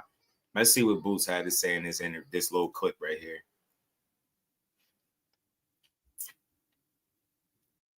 Welterweight Shout out to champion. Mill. Oh, my bad. Lineal. Welterweight champion. Just around Ennis. Yeah. What's good, Boots? What's going on, player? Quick, name top 5 snacks. Go. Come on, yo. Right top now. 5 snacks. Off top. Mine top 5 is snacks. in general. Yours. Top 5 snacks. Go. Come on. That's you put me in a bad spot. I'm putting you in the spot. You already know what's number 1. I already know what you want to say. Go ahead. What, honey buns? Yeah. No, that's not no. Is that? It got to be your top 5, though. All right, my top 5. I'm going to go honey buns.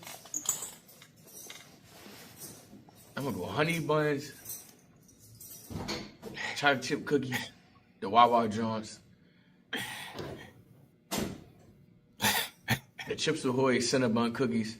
The Chips Ahoy Hershey's and Cookies and Cream John. Yeah. These two big boys, yo. These is two big boys fighting, man. These two 60-pounders, y'all. We got a fair fight, y'all. Hit dog was good. We got a fair fight. I'm like, Twix got to be in the top 5. Bro said, I need my top. I need a top 10. Look at Boots' face. I can see it in Boots' face, man. Boots said honey buns.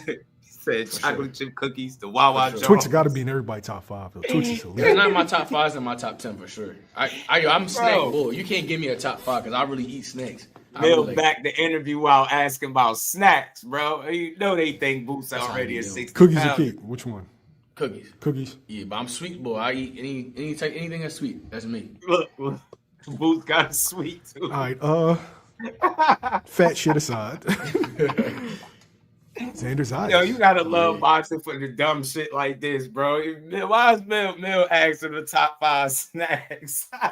And Boots went right into it, yo. Honey buns, chocolate chip cookies, like I eat anything sweet. Yeah, it's good to know somebody else got a sweet tooth, not just me, bro. I got a problem. No, I'm telling you, sugar like drugs, bro. Telling you, they say if you stop eating processed sugar for like a week, everything, all the other food tastes better. I'm telling you. Did he say I'm a sweet boy? OP don't miss nothing. I'm tired of you. I think he did. Hold on. Let me roll it back a little bit. Hold on, what he said. Boots' face lit up, start talking about snacks and shit. For sure. Twix got to be in everybody's top 5. Though. Hold on. No, I'm like Twix got to be in the top 5. Bro. Twix, come on. I need a top 10 because I'm snack boy. I snack all day. You want the greatest snacks of all time? You say it's snack boy. For sure. Twix got to be in everybody's top 5. Though. Twix is elite. If it's not my top 5, I love Twix. I ain't going. I'm snack boy. You can't give me a top 5 because I really eat snacks. I really like. That's how I get down. Cookies or cake? Which one? Cookies. Yeah, but I'm sweet boy. I eat any type of sweet. Nah. He said I'm a sweet boy. So he said he wasn't wrong. He said fat shit aside. Y'all petty in the comments. I ain't messing with y'all. A lot of people didn't see that coming. Xander Zayas, June. How you feeling about that? I'm feeling great, man. Twix, honey buns, chocolate caramel, turtles for me. Look at Tay. Oh, man, I'm snapping my legacy, man. It's only. He said it. Okay. I'm about to show the world I'm the best in the world. I'm gonna continue to keep showing the world I'm the best in the world. Like this boxing game, mine straight like that. Now, the bout with Virgil Ortiz looked like it was done, and then of course, the legal stuff. I know. We gotta give him a hard time. We fools, bro, and you an honest a-hole, so you gonna catch it for sure. Boots, no, this shit funny, man. But I can't wait to see this fight. Like I said, man. I'm glad that 2026 is headed in the direction it's in. I think it's more fights to be made too. It ain't even over. You know what I'm saying? So I can't wait for this, man. With you, right. But you always said that you were going to give the fans the Virgil fight, and if that didn't happen, right back to the mission, and the mission was the belts. Yep. So was that why? And real quick, I gotta point this out. Remember all this that Eddie, what is Eddie Hearn did for Boots? Eddie Hearn. Remember that? I told y'all. Eddie Hearn he said it. He said, yo, if it's not Virgil, he said it's gonna be a big fight. And Boots was talking that same talk. And look, I don't think it could have been a better plan B than what they got. I really don't. Across the board, I don't think it's a better plan B. Available? Why? Nope. So Eddie Hearn, man, well done. Well done, Boots. Well done, Xander. Well done. Top Xander rank. was your first option after Virgil? Yeah, I mean, well, once we, me and the team sat down, we figured out, like, it's, everything falling through, it's not really going to happen. I told them, my team, Metro, the zone, I'm like, yo, go get me Xander. I'm going to go get me Xander or go get me somebody with the belts. And that's what they did, and I'm glad they did that, and I'm excited. I'm ready. To show up. Everybody was kind of again. You had Xander say he told his team. You had Boots. He told his team the same thing. And then you see what two teams, when they were serious about making a fight for their fighters, see how fast it happened. That's all I'll be saying, bro. You ain't see Xander and company spending, wasting time talking about who the A side and trying to. You get what I'm saying? All this dumb shit. You just didn't see that.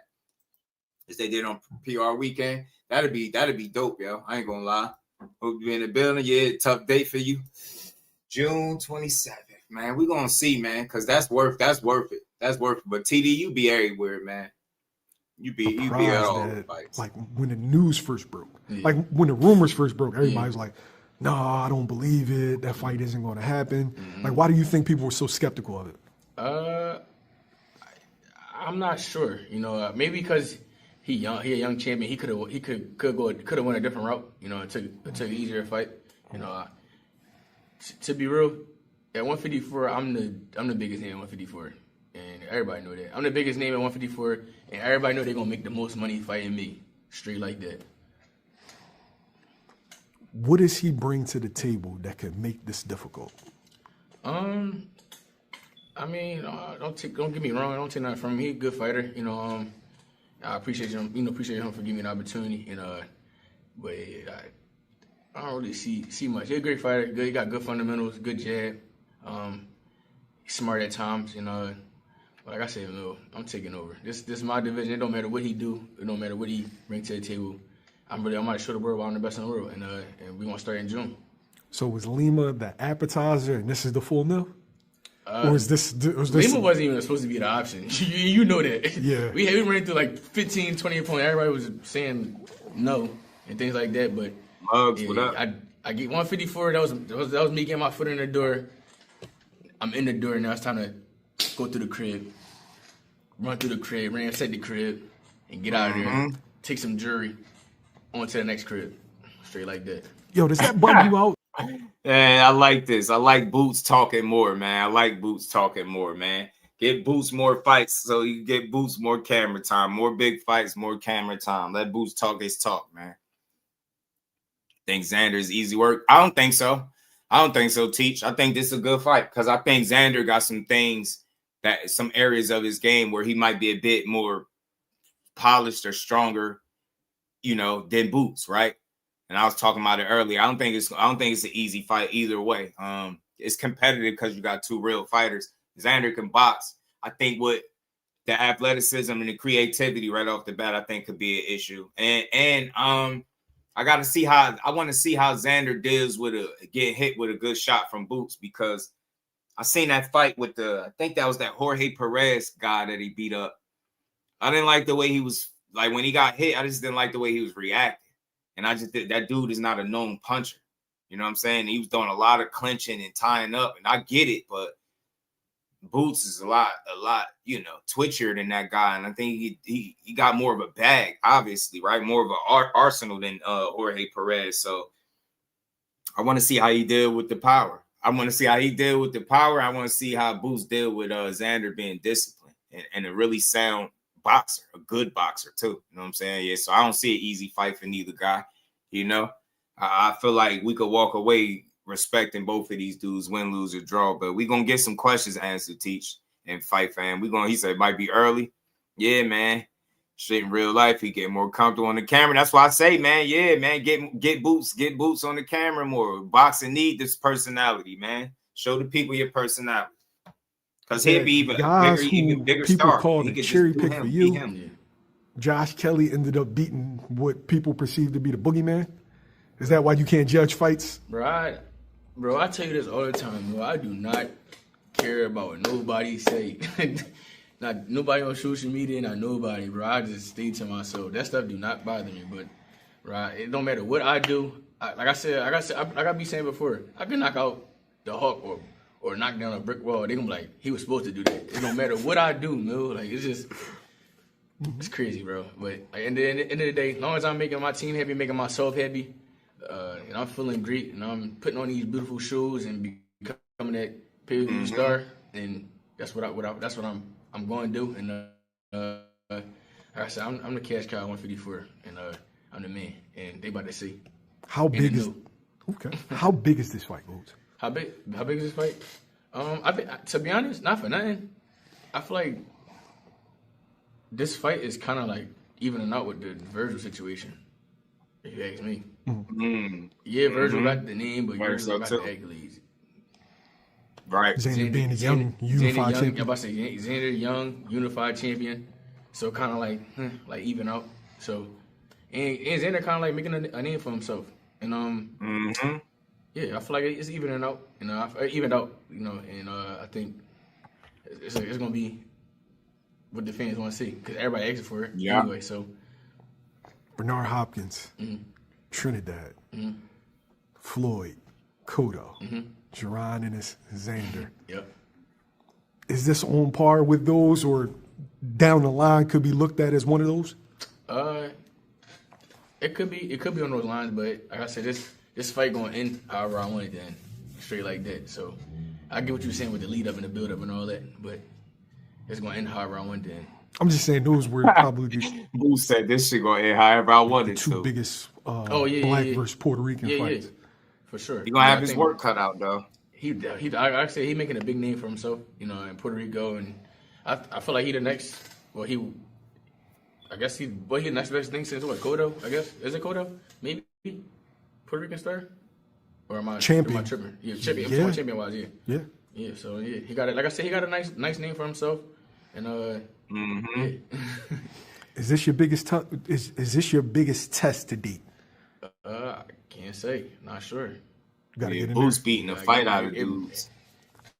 Every time people be like, oh, "This is biggest test." Every time they say it's my biggest test, what I do, another excuse. But well, he ain't fight this person, or he ain't do this, or bro.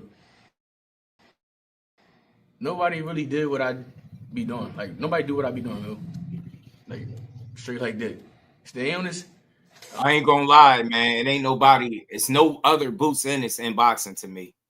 He definitely a 101. Like the way he get it done, and especially when he having his way in there, don't nobody get it done the way he do. So what he's saying, I agree with. I feel that same exact way. They don't do it the way he do it. Like he beating guys consistently worse than they ever been beating their career.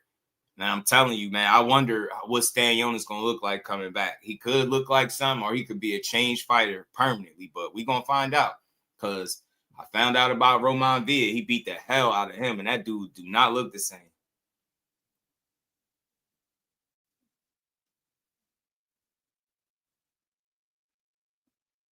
Undefeated champion. 6-0. Me quit. Did you expect to get it for that one? Did you expect it like, yo, they can't say anything after this? You said I didn't win a title. You said I didn't fight a champion. And I fought the undefeated I told them to. Well, we already had a set in stone after the Cannon fight for me to fight Stingers anyway. So it was already set in stone. But I told him, I'm like, yo, that's what I want. I'm like, he was kind of Right, like quote unquote the boogeyman at 147. For real. Nobody wanted to fight him. I asked for him, and I fought him, and y'all saw what happened. I asked for the Xander fight. Y'all about to see what's gonna happen. I'm tired of playing games. You know, this really like this boxing game. Talking really that talk. I'm about to show the world, and they gonna see. Like I said, I don't really be trying to do too much talking, but they gonna see. What kind of Gervonta Ennis can we expect against Xander Zayas? You're gonna see whatever I want. You're gonna see whatever, any and everything. The boxing, walking down, the sharp IQ, defense, speed. Like I said, it's gonna end however I want it to end. I'm having my way with these guys, straight like that. Who's talking? Just talk. I love it.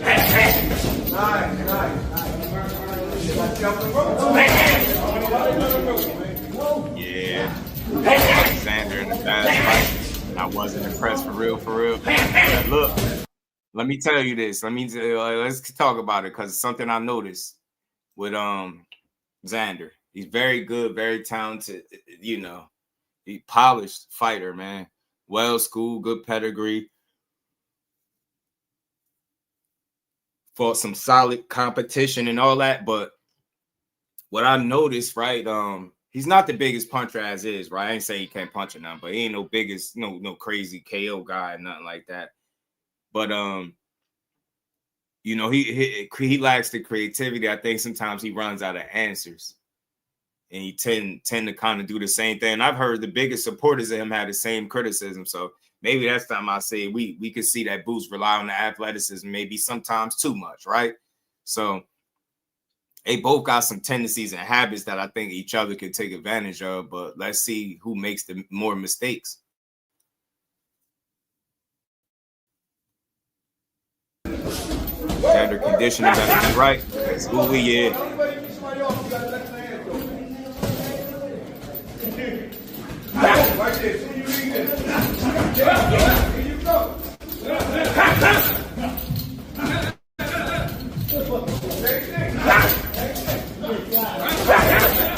And his boot, right? AL will, and his boots at 54, bro. I think he's strong as hell up there. I just think we only got a small little sample size with Lima. I think you're gonna see a lot more. Flyer was good, my guy. I think you're gonna see a lot more moving forward, man, because Xander ain't gonna just fall over. I don't think the first time he get hit. So this is gonna make this fight a good one.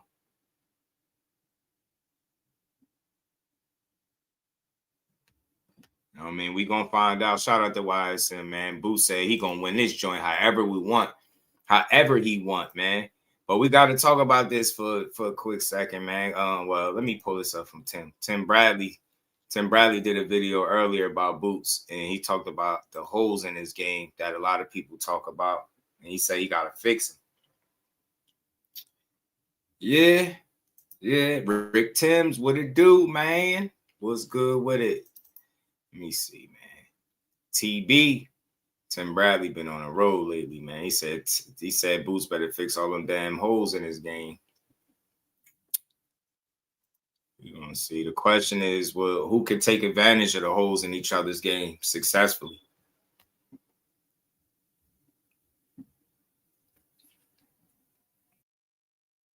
Yeah, I woke up and I'm thinking about this damn boxing. Ooh. Yeah, I just seen that damn Xander Zayas interview. Oh, man, listen to me. Xander Zayas, he always 100% correct with his assessment. Oh, he be on point. He be telling me in the fighter meetings when I used to call his fights.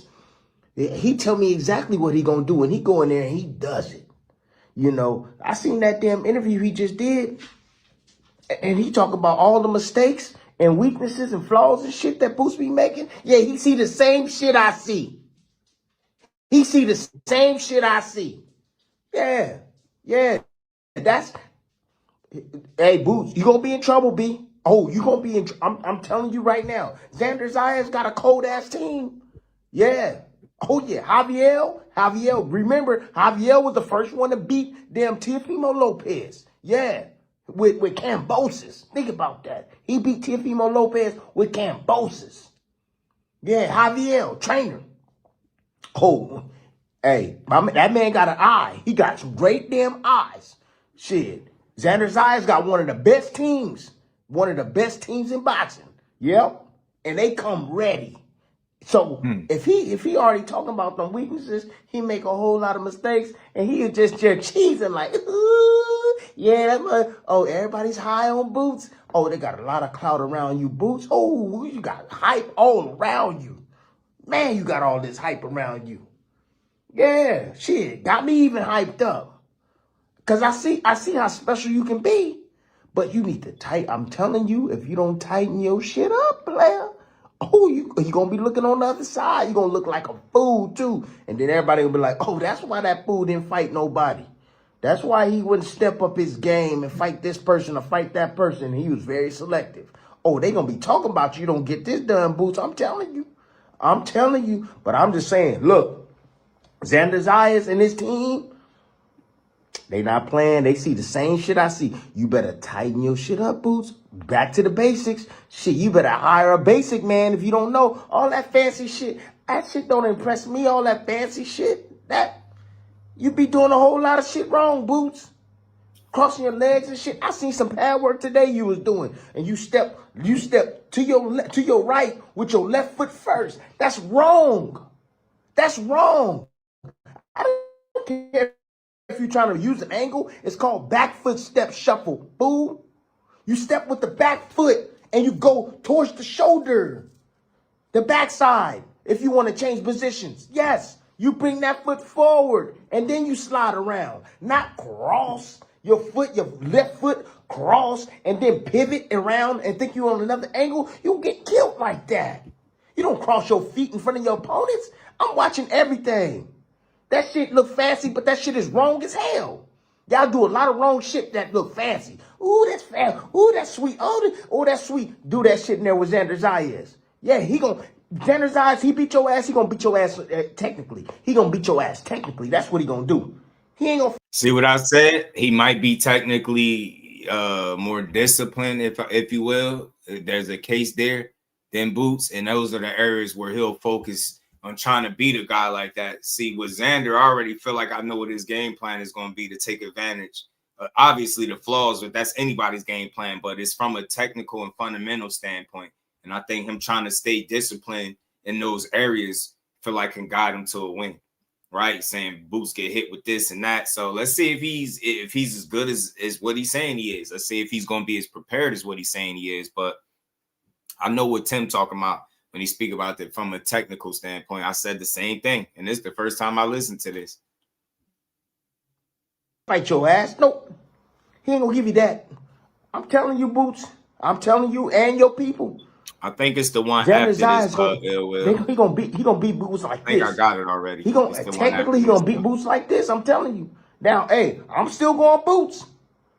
Shit, I'm not flippity flop. I still think Boots can get it. Look, but I'm just hey, look, y'all. That's what I love about boxing, bro. He say all of that about Boots, just being honest, but he's still picking him. What that let you know about Boots? He just said something about hype, but he said all that, but he's still picking him. No, love it, man. It's not gonna be fucking easy. Xander Zayas, I seen that damn interview, man, and he like sitting there like, ooh, I can't wait to show the world. Oh, I'm about to smash on this dude. And Cornelius. TR, they believe that the young man, what the young man sees. Nah, I think you misunderstand. They believe. I don't know when you got in the chat. Shout out to Blue.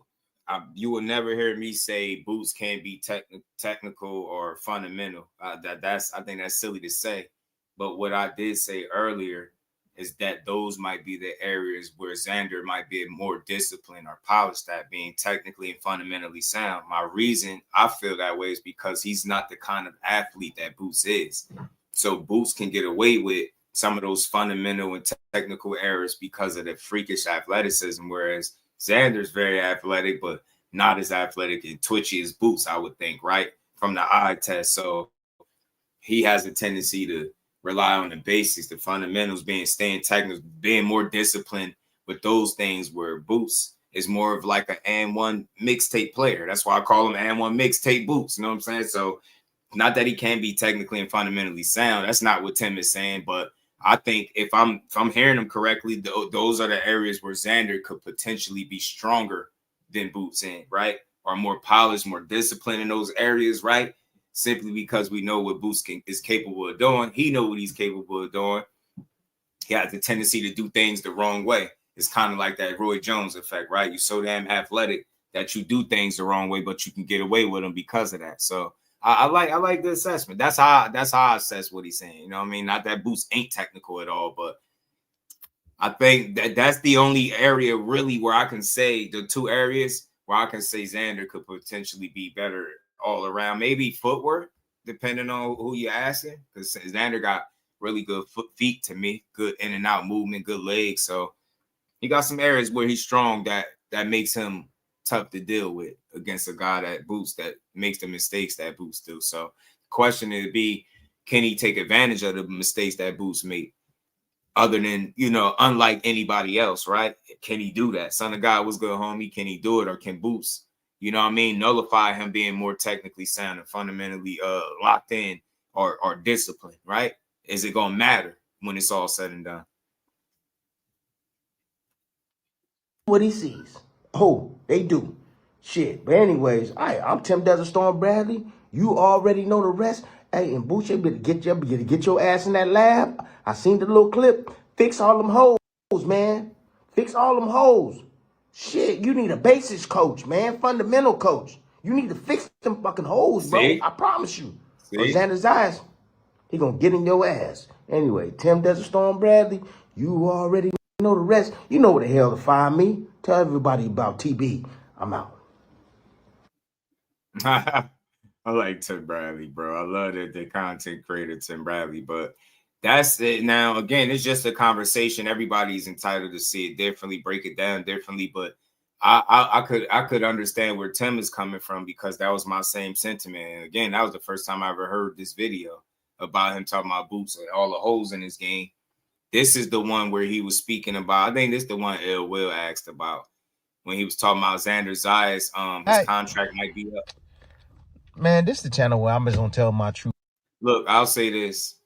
I don't know exactly where Boots is ranked at in it plus minus. I could go look it up. But he don't get hit as much as people making it seem. How do you know that? Because he barely lose rounds. Up into the Karen fight, you couldn't even find a handful of rounds that Boots lost in the ring. So how is a guy getting hit too much but never losing the rounds? I think people, what it is at a certain level, the guys that have been hitting them, you fight a higher level guy, you got to think they'll be able to land those shots. But the question is he going to make the same mistakes that he's always made when he gets to the higher level? Some will say, yeah, because it's embedded in him already. It's muscle memory. He's going to always make the same mistakes. His flaws are his flaws, right? But will it be to his detriment? So I don't think he gets hit too much.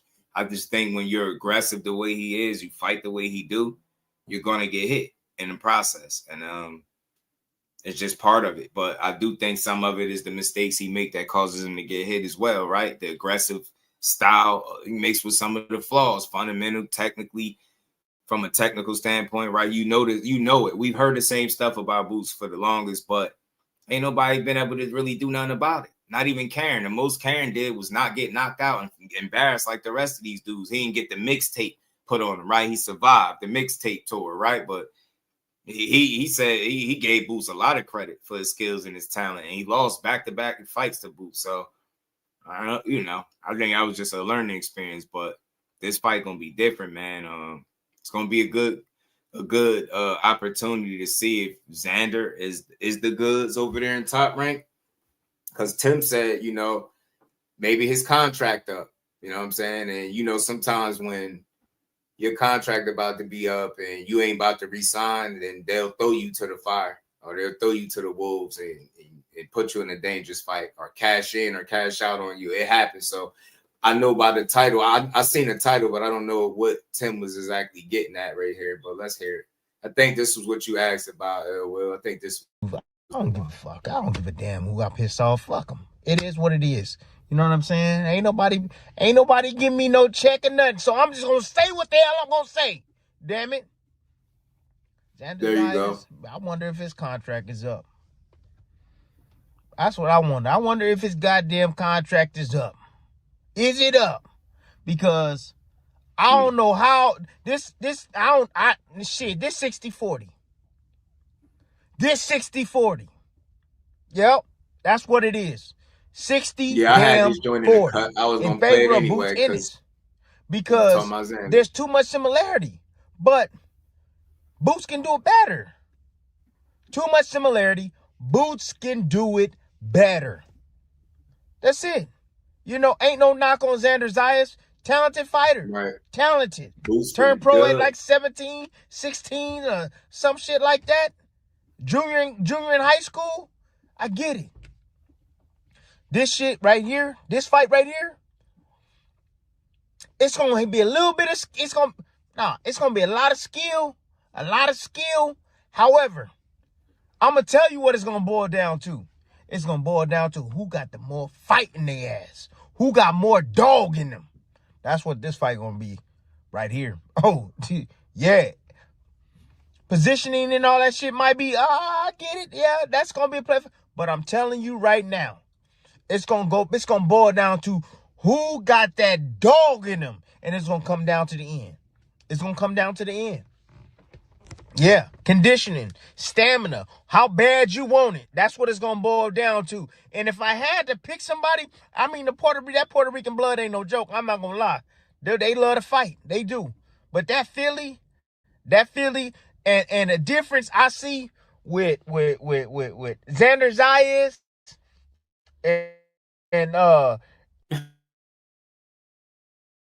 and Boots is like, piss him off. Boots get pissed the hell off when you hit him. Xander Zayas, he'll be like, okay, you got me. All right. He'll bring some hot shit too. But he more smart about Boots get pissed off. And he get that get back, period. He don't give a damn. He get that, and he come back even stronger. Boots, I'm starting to recognize Boots started he'll give you the green light to go ahead and touch him. Like, all right, go ahead. You know, whether it's a flaw, whether it's a mistake, he like, okay, cool. Oh, okay, all right. Now, I took your shit. Now take my heat. You know, because I was watching him against Stanionis, and Stanionis got off. He got off a little bit. I was good like, with it, bro. Shit, okay, look at Stanionis getting off a little bit. Especially with that jab, but shit. When Boots turned that shit up, ooh, man. Vicious with them combinations. No damn joke, man. For real. And both these guys, they not real good inside fighters. It's funny because both of them are similar. I told you guys they similar in a way because the Boots don't let you just get off on him without doing shit about it. He gonna do something about it for sure. Both of them like to be first. Boots like to be first off his jab. It's gonna be a jab fucking battle, back and forth. Jab battle. Who got a better jab? I'm telling you. Jab battle. I feel like both of them got good, decent feet. They do. You know, Boots move more laterally. You know, north. Not north and south. He can move north and south, but he move more, you know, east and west. East and west. You got Xander Zayas. He kind of moves, you know, he can move east and west and stuff. He moves back. That's his problem. That's your problem, Xander. That's what Boots gonna fuck you up. He gonna fuck you up. I promise you. He gonna fuck you up when you get done throwing. And then if you go back, you got a habit of going straight back, my boy. Ooh, Boots he gonna follow your ass out. Oh, he is. Damn, and you drop them hands too. Oh my God, I see that being a problem. Because Boots is one of the same, just like you. Yeah. He'll stay mid-range. He don't mind. He'll catch them shits. Hey, bam. Hey, bam. You know what I'm saying? And look for counters. I know you, Xander, you the same thing. You like to look for counters in between shots too. You like digging downstairs with left hook to the body, right hands, and so on and so forth. Yeah, they similar in the damn way. But Boots, again, he just does the shit better. He's a better athlete.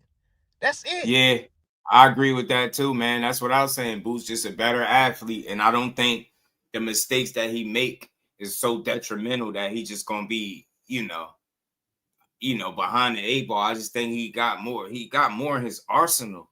And I've seen it consistently more than Xander, right? Boots don't run out of answers. He just keep figuring it out, finding ways to put hands on you. Get what I'm saying? I've seen Xander look a little shaky in fights. We've seen the Karen fights with Boots too, to be fair. So we see the mistakes he make. And we know Xander is better than a damn Karen, right? And a lot of those other guys that he fought as well. So that's the interesting thing. Both guys will be fighting some of the best competition that they've been in front of as professionals. So that always usually leads to a good fight, or somebody could get exposed. But I don't think this would be a situation where somebody get exposed. But it's going to be the proving grounds for one of these guys to have a coming out party. He's a better Some athlete. people think it's shaky, Cornelius. What my guy faster than McQueen Xander at, man? too. What a Way professor at, faster. man. So, shit, I don't know. Shout He out might to be stronger my too. dog He might too, be man. stronger. Son of God, man. He said top-notch boxing content, 4 stars, baby. Shout out to my dog, man. Much love, much appreciated. And we ain't never got to box again. Well, Right. well. I already been getting these bets, but now it's time for you to get your just due.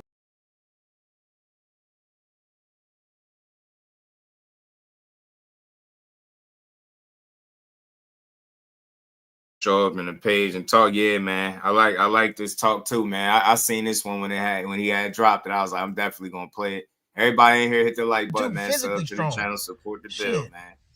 Yeah, man. But we gonna see who we gonna see the best Boots. We are going to see how special Boots is in this fight. I said that. I'm telling y'all, Boots is coming. He cooking. I'm telling you.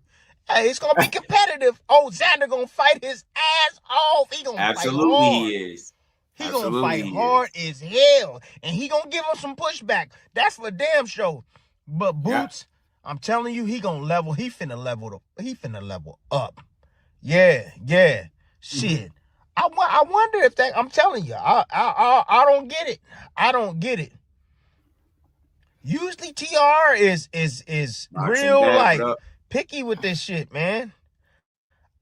I don't know.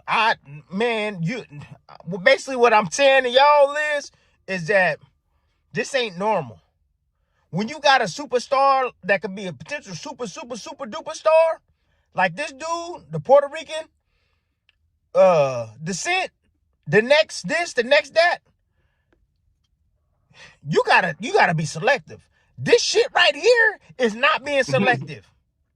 Like, nobody couldn't talk your ass out of this, Xander Zayas. This the road you want to go on? Okay. All right. I tell him stupid. Hey, I respect it. I respect it because this is the way boxing should be. You want to test yourself against the very best. And he's willing to do it, man. He's willing to do it. So, look. My money on Boots. That's my prediction. My money is on Boots. Boots about to show the hell up, man, and he about to show I'm telling y'all, this match right here is gonna show what everybody been talking about with Boots, man. Everybody, including myself, on how talented this dude is. He gonna level the fuck up on this one. I'm telling y'all. Because if he don't, Xander Zayas gonna whoop his ass. If he don't level the hell up, Xander Zayas gonna beat him. He has to level up. Anyways, Tim Desert Storm Bradley, you already know the damn rest, and I'm out. Man, shout out to Tim Desert Storm Bradley. You already know the rest, and I'm out. I like it, man. Trained me in boxing for 1 year. Shout out to the real Mega Hat, man. So I like Tim, man. I like Tim Bradley. I think he was honest right there. It was a little interesting take, though. He was like saying maybe Xander Zayas' contract is up. And, if to my understanding, and one of the reasons he might have been saying that, because sometimes that's when you get thrown to them wolves. You don't want to sign back with them. It put you in a tough fight, put you in a position where you could lose. I don't know if that's the case with Xander. I feel like they all in on him in a way, right? I don't think I think they believe in him, right? He obviously been pushing behind the scenes, as they've been saying. But I don't see him going nowhere else. I see Xander being right where he at. He get along real good over there. It seemed like he had a real successful career. Like, what's the reason for him to leave? Top Rank just went over there with the zone, and then look, instantly they put him in the biggest fight of his career with Boots Ennis. So, nah, man, I don't think Xander going nowhere. But I understood, I think, to a degree where Tim Bradley was coming from and why he asked that question, whether or not, you know, his contract is up. Because, like, damn, like, you literally took, like, all right, again, outside of Virgil, you took the most dangerous fight you could take. Like, you had a dangerous fight at the dangerous fight. So, again, maybe that's why Tim could be thinking that, too, because your next two options was non-champions, but two of the toughest, you know, on paper are to you know, in the imagination of people, it was two of the toughest non-champions in the sport, especially in the division with Boots and Virgil. Non-champions, but definitely very dangerous fights for you. So I just think it's more of what Xander was saying. I've heard it consistently that he was pushing for the fight. When the Virgil fight fell out, he directed his attention to Boots. When the Virgil fight fell out for him, he directed his attention to Xander. I hear he wanted to fight, and I hear Xander was actively pressing for it. The only pushback I'll give just a little bit with Xander, just a bit, and it's not really a big deal, is it like, because people made sure like he was really driving this home, he's really pushing for this fight. And it just hearing that, it makes me ask the question, like, how much did he have to push, and did he have to convince anybody on his team that this is the fight to make? Or was it like, yo, hey, man, that's what I want, bro. I don't want nobody else. Give me Boots, right? So I'm open to the discussion. It could have been either or, but I just hearing that, like how they kept putting emphasis on him really driving it home and him really pushing for it. Like, it makes me wonder, like, was it anybody on his side or his team resistant to this fight? But either way, it doesn't really matter because we getting it. So, nah, they definitely did their job. They doing their job. They doing them the right way. I don't think Xander's being done wrong. I think Boots is generational talent. I think he could be John Wick. I think he could be Urban Mack. Tim Bradley is going very hard. Yeah, I like Tim takes. He could be John Wick. I think we could be looking at one. And the only reason I'm saying could be, I feel like it's kind of how I feel like when I be speaking about other guys that I think could be potential generational talents. In order to solidify yourself as that, stamp yourself as that, he need names like this. He need the Xander Zayas of the world. He need the Virgil Ortiz's of the world, right? He need the ideal of people feeling like he could be the guy to beat Sebastian Fundora, which we about to talk about in a little bit. You get what I'm saying? Z was good with it, homie. So I think we could be looking at a generational talent in Boots. I feel like it's a lot he can do in the ring. He can do damn near everything at a high level. Do he got flaws? I think every fighter does, but my question is the same for any other fighter. Is his flaws going to eventually catch up to him, right? Will they work to his own detriment, or will they just make him more exciting? Because so far, just think about something, y'all. I want to highlight this. I get it. At the highest level, when you fight the biggest of punches and the best talent, you want to limit the mistakes you make. You want to tighten up on your flaws and all that. But with as many flaws and holes in Boots' game as people keep talking about, the most these guys have been able to do is win a couple of rounds, y'all. Nobody has come remotely close to beating Boots. Nobody. Not Karen neither. Nobody has come remotely close. His fights don't be close. Can you say Karen was competitive? He competed. He pushed them in some areas.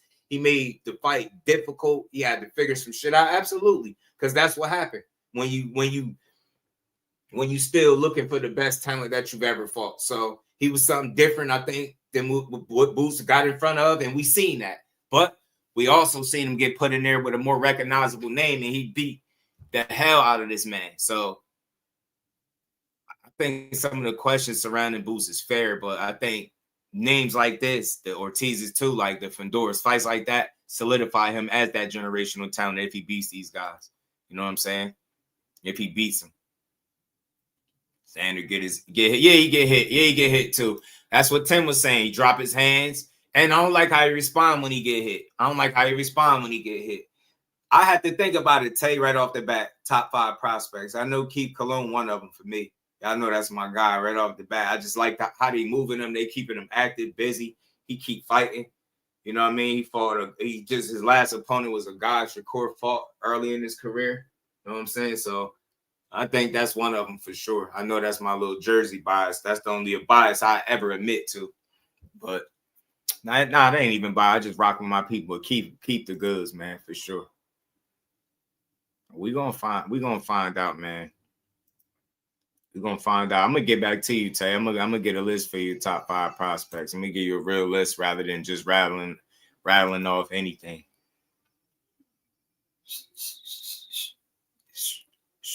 Let's keep rolling, man. So Boots gotta prove it. But we gotta talk about this, man. We got to talk about this, man. Terence Crawford, man. We got to boxing with 2-4. We got to talk about Terence Bud Crawford, man. The hate for this man has reached epic proportions, man. It's some of the most disgusting shit to see. There go the professor. I just asked about him, and he popped up. Hey, man.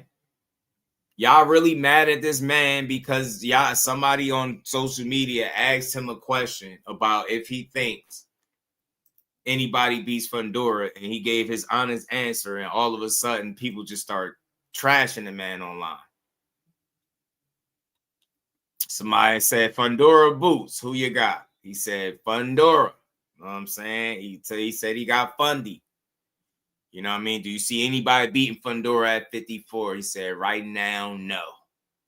So then he got all this like unnecessary hate because of it, though. You know what I'm saying? It was wild to me. It's just wild how people started talking about this dude, man. All right, look at this shit here. I don't care who this is. I don't care. Yeah, I'm on that F Terence Crawford, anybody that love him. Like, dudes spend exceptional amounts of their time out of their day being negative and hating on some of the best talent in the world. I'm here to say this. And y'all know I'm just dude, so I always got to come in. When I see this type of shit going on, all over his opinion, it's F him and anybody that love him. Like, that is by far that's like ignorance on a whole nother level, bro. That's ignorance on a whole nother level, man. A whole nother level. Like, I hate boxing Twitter, bro. I really do. I really hate boxing Twitter. F Bud, bro. I'm sorry. I don't like him and he don't like Boots. It is what it is. Because he don't like or feel the same way about Boots that other people feel, you got to hate the man for it. Look at the comment at the bottom. This BAN, a black fighter hater. He hates on all the black boxers except Shakur Stevenson. It's sad. BAN, hate Tank Boots Spence. He just a F ninja. This is how people talk about the best talent in the world. That talk about speaking of generational talent, bro, that just asked me.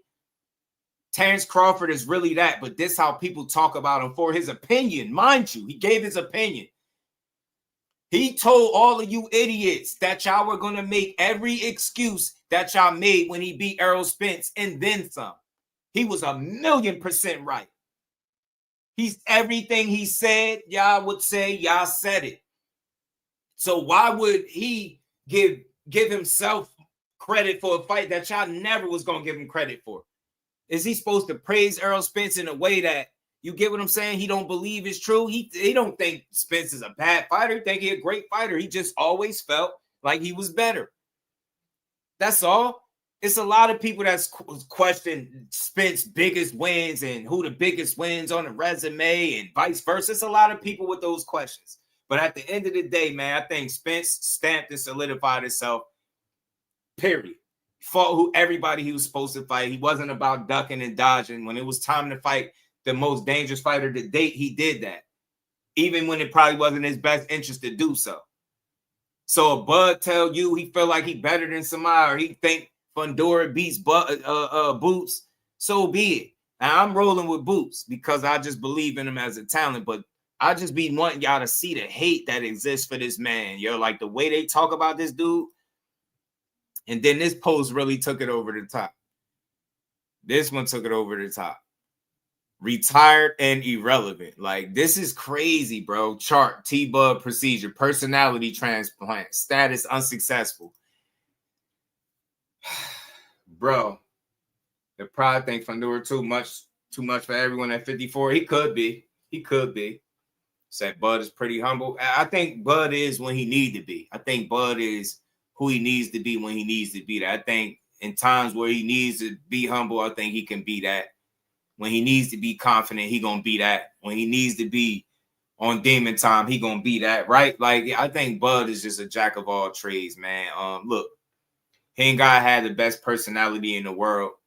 A lot of y'all corny for real. Remember, everybody that's questioning his personality and saying how he don't got one, you know who he is. With the lack of personality, y'all know who Terence Crawford is. It's not the other way around. I can't even retired and irrelevant is stupid because you go make a public post about a guy and he's so irrelevant that you and retired that you continue to make posts about him every day.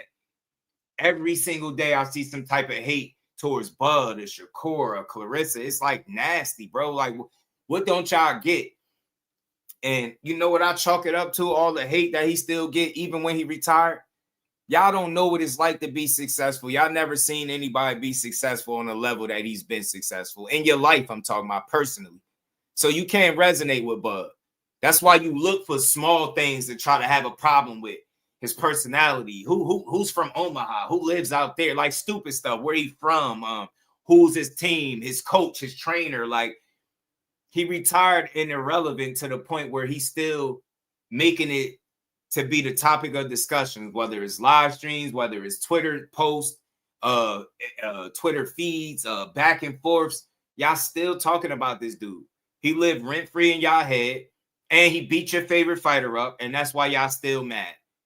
He don't gotta love Boots the way we do. He don't gotta love Boots the way we do. Y'all try to build Boots' name off of his instead of letting Boots build the way he building right now. Y'all try to convince the world that it was Bud ducking Boots when they moved themselves out of the WBO rankings. You can't make this up. Like, I get it. It's people that feel like Boots would beat Bud, and I ain't arguing with you. But I think this is a generational talent. We just watched it, and you see how people perceive him. So if this is how we treat him, what a generational talent is, a dude that ain't duck no smoke, fought the fights and beat everybody, didn't have close fights. It was either UD or a KO. I got a lot of respect for this dude. The fact that, you know, you got people out there that say F him and everybody that love him, that's what's wrong with boxing right there. The fans are weird. You ask him about Fundora, he give his honest assessment. He say, yo, ain't nobody beating him right now. He don't think nobody beating Fundora. But he don't think so right now. You know what I'm saying? It's like F him. He hates Boots. He don't gotta love Boots the way we like him, bro. You know what I'm saying? He don't gotta like Boots like that. You get what I'm saying? Say no matter how good Boots is, group a problem for 50 at 54. Hell yeah, he is. Damon was good. He said, Bud they beat my idol Nello and got out of the game unscathed. Yeah, they say he retired and irrelevant, man. They mad as hell. Bud is relevant. He Blaze, what it do? They said he couldn't make money without Earl Spence. That was a lie. They said he would be irrelevant without Earl Spence. That was a lie. You get what I'm saying? He couldn't beat Terence. He couldn't beat Canelo Alvarez. That was a lie. Him jumping up 2 weight classes, he was too small to do it. That was a lie. The fact of the matter is, this man been fighting since, I think, 2008. I think he was champion since 2014 all the way till now. That's impressive. I want people to understand something. When Bud got to the top in 2014, he stayed there all the way until he retired. Everybody out there with all these like crazy negative posts, you can have your opinion on him, right? But trying to say he irrelevant is ridiculous, bro. He cemented his name in boxing history. This is a 3-division undisputed champion, a 5-division champion. His name is like burnt into the history books at this point. Like, it's engraved in him. You can never remove him from that. I don't know why people can't just look at it for what it is. He did it his way, on his terms. He retired off making 2 of the biggest fights of his career. The 2 biggest fights of his career, he made them shits without Bob Arum. And kind of proved that when the big fights didn't happen, it wasn't his fault. Because he went and made the 2 biggest fights in his career without him. Get what I'm saying? And then retired with all his money, his faculties, and at the absolute top. Getting at the top is one thing, they say, but staying there is something else. He did both for years. So imagine turning pro, you know, years later, you're a champion, and then when you retired, you still retired as the same champion that you was when you first became one. missed me with that shit. Do you have any idea how hard it is to do what Terence Crawford just did? I'm not trying to hear no resume bullshit talk. I don't want to hear that shit. Every fighter damn near got a resume where you could pick and poke holes through. Fact is, he lined it up 42 times in the square circle, and not one of them times did anybody manage to beat him. They said Bud was lighting the ass for 47. They was wrong about that too. He knocked everybody out at 47. They said he was too light in the ass. He wasn't going to make it up there. That's why they don't like this dude. That's why. People hate to be wrong in boxing. In a sport where you got to be right, where people are going to die on a hill, a lie, they'll go out swinging on a lie. The only reason they still mad at this dude because he proved everybody wrong. Everybody wrong, myself included, because I had him up when I picked Spence to beat him. I had him messed up too. You got Ryan Garcia out here clout chasing. Clout chasing his name. I believe Terence Crawford left more of his legacy on the table. Just my opinion. Undisputed don't mean anything if you know you truly didn't challenge yourself. I'm speaking from knowing boxing and speaking from the heart as a fighter, not just some random that could only see the surface level of the game. Surface level is all you talk about, Ryan. You're not a deep guy. You're only a surface level guy. Dumbass. He left legacy on the table. His legacy is him a 5-division champion. In 3 of them divisions, he was undisputed. His legacy is cemented. Ryan Garcia, you just now became a champion for the first time in your career, and they had to alley-oop you a pass off the backboard for you to do it. Shut up. Focus on making sure you in Vada and making sure you either rematch Rolly, that's a big unification, or go fight Devin. Clout chasing Terence Crawford is dead, man. I haven't seen, and this is what I find to be not a coincidence, y'all. Not one fighter that has something negative to say about Terence Crawford has proven to be a better fighter, more accomplished, made more money, or any of that shit.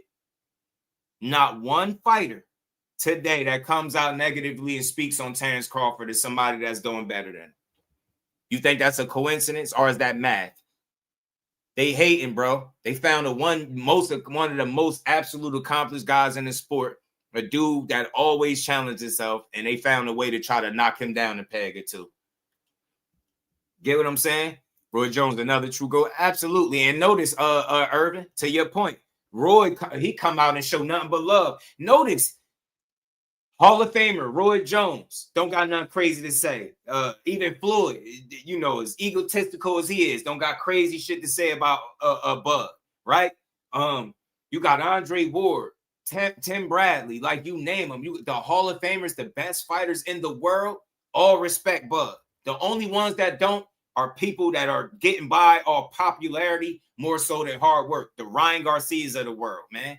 The weird ass boxing Twitter, other boxing fans on Twitter. Not one boxer. It's not one boxer that's speaking bad on Bud that's more accomplished and proven than him. That's not a coincidence, y'all. That's math. Ryan Garcia, you would never get in there with no Terence Crawford. I don't give a damn what you say. You would never. Oscar De La Hoya might literally release you before letting you get in there with Terence Crawford. What do you think Terence Crawford would do to an undisciplined, unreliable, partially sometimes focused Ryan Garcia? He'll wipe the floor with you. Terence Bud Crawford today at 38 years old, if he fought Ryan Garcia tomorrow, would stop him. You would lose to a 38-year-old Terence Crawford. Talking about he left his legacy on the table, you fool.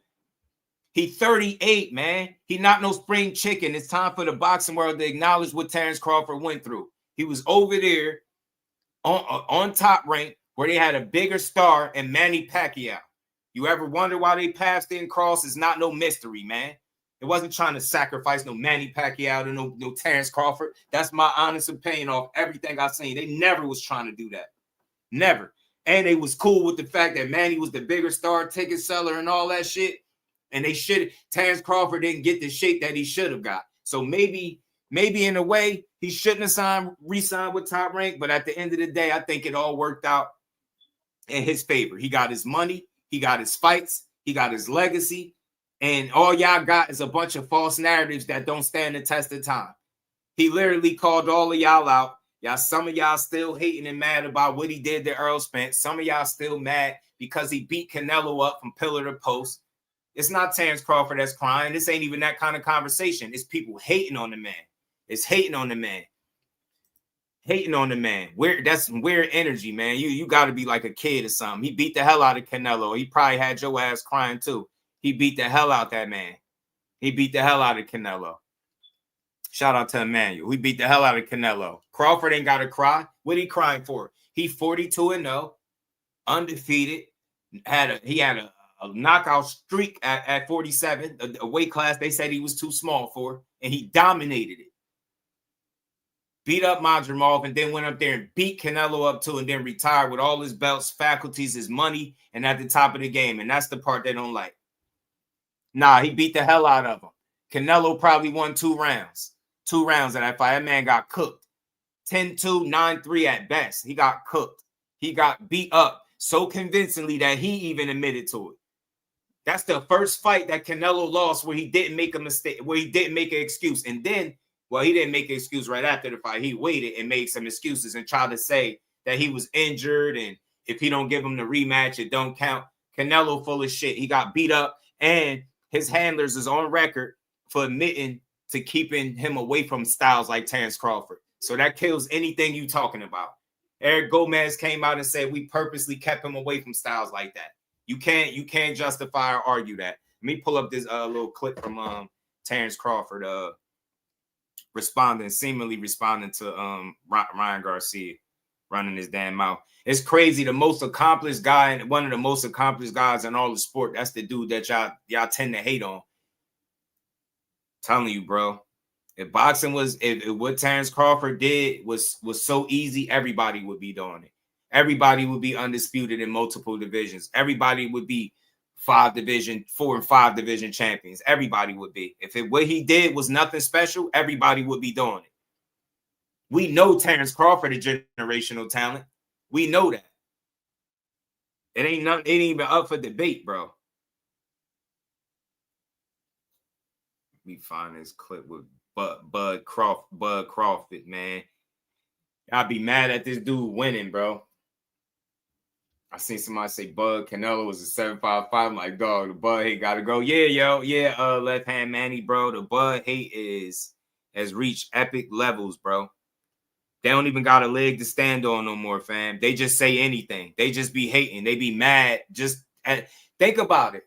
Most of these people that got a problem with him, they don't know him personally, right? They don't know Bud personally. So why are they mad that he's successful at his craft? Imagine that. Somebody just being successful, you mad at him, saying F them and F everybody that love him. Imagine that, though. Because he won every fight that he signed up for. That's how I know people not real boxing fans. I don't think you're a real supporter of the sport if you don't respect, keyword, respect what Crawford has done in boxing. You ain't got to like it and you ain't got to praise him, but if you can at least respect what he done in boxing, I don't think you're a real boxing supporter. I don't think you're a real supporter of the sport because he done it the right way. Constant champion. You know what I'm saying? Fighting the guys he needed to fight, even when y'all said he wasn't going to fight him. They tried to paint for years. He was scared of Errol Spence just for him to get in there and mop the floor with him. No disrespect to Earl, right?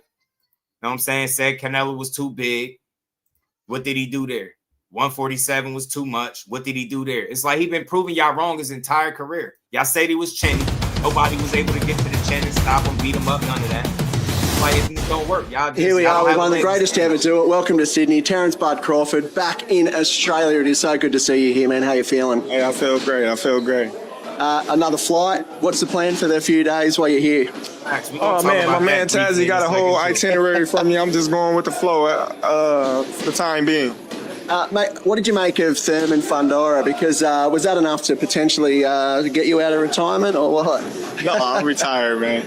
It was a great fight. You know, congratulations to Fundora for his magnificent victory. Shout out to Keith Thurman, you know, heart of a lion. And, you know, the better man won that day. Is Fundora beatable? Could you beat him? He lost before already. Well, I know, but he sort of made some adjustments and come back as a bit more of a killer. I should phrase it, is Fundora beatable these days? All fighters is beatable. It just take the right special type of fighter to exploit it. And that was you, obviously, against Canelo. How do you look back and reflect on that fight? I think one thing that I did love from seeing was, you know, that infamous photo where Canelo's sort of like looking back over his shoulder, like, where the hell did that come from? How do you look back on that? I just looking back on it and say, you know, it was a great fight. You know? You got two top 5 pound-for-pound fighters going head-to-head and putting it all on the line.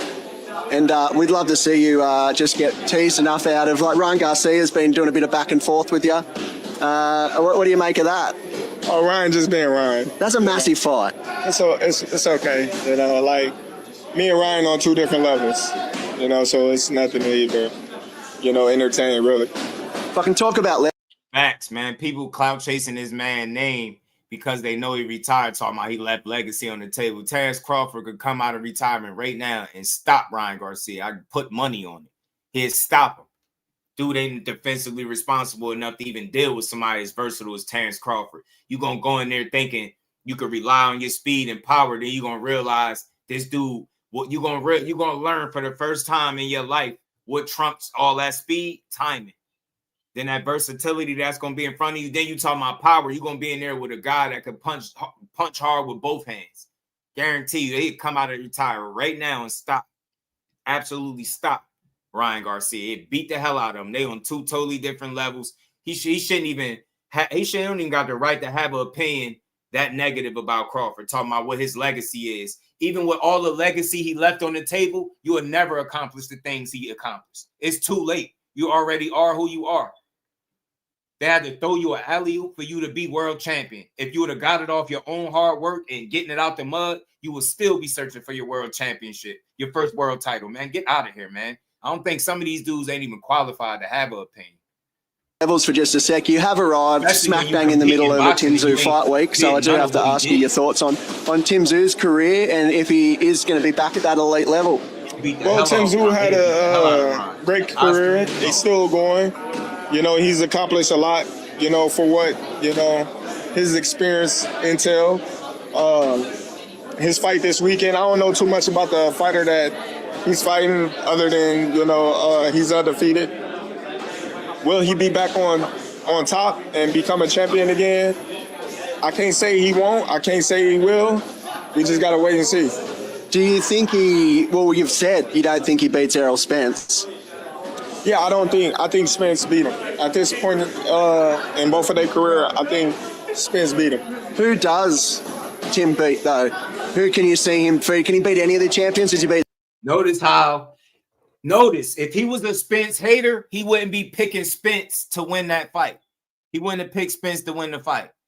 But dude talking about he is Spence hater because y'all want him to praise the guy that he told y'all years in advance that y'all wasn't going to give him credit for beating. I don't like the boxing world. They got selective memory.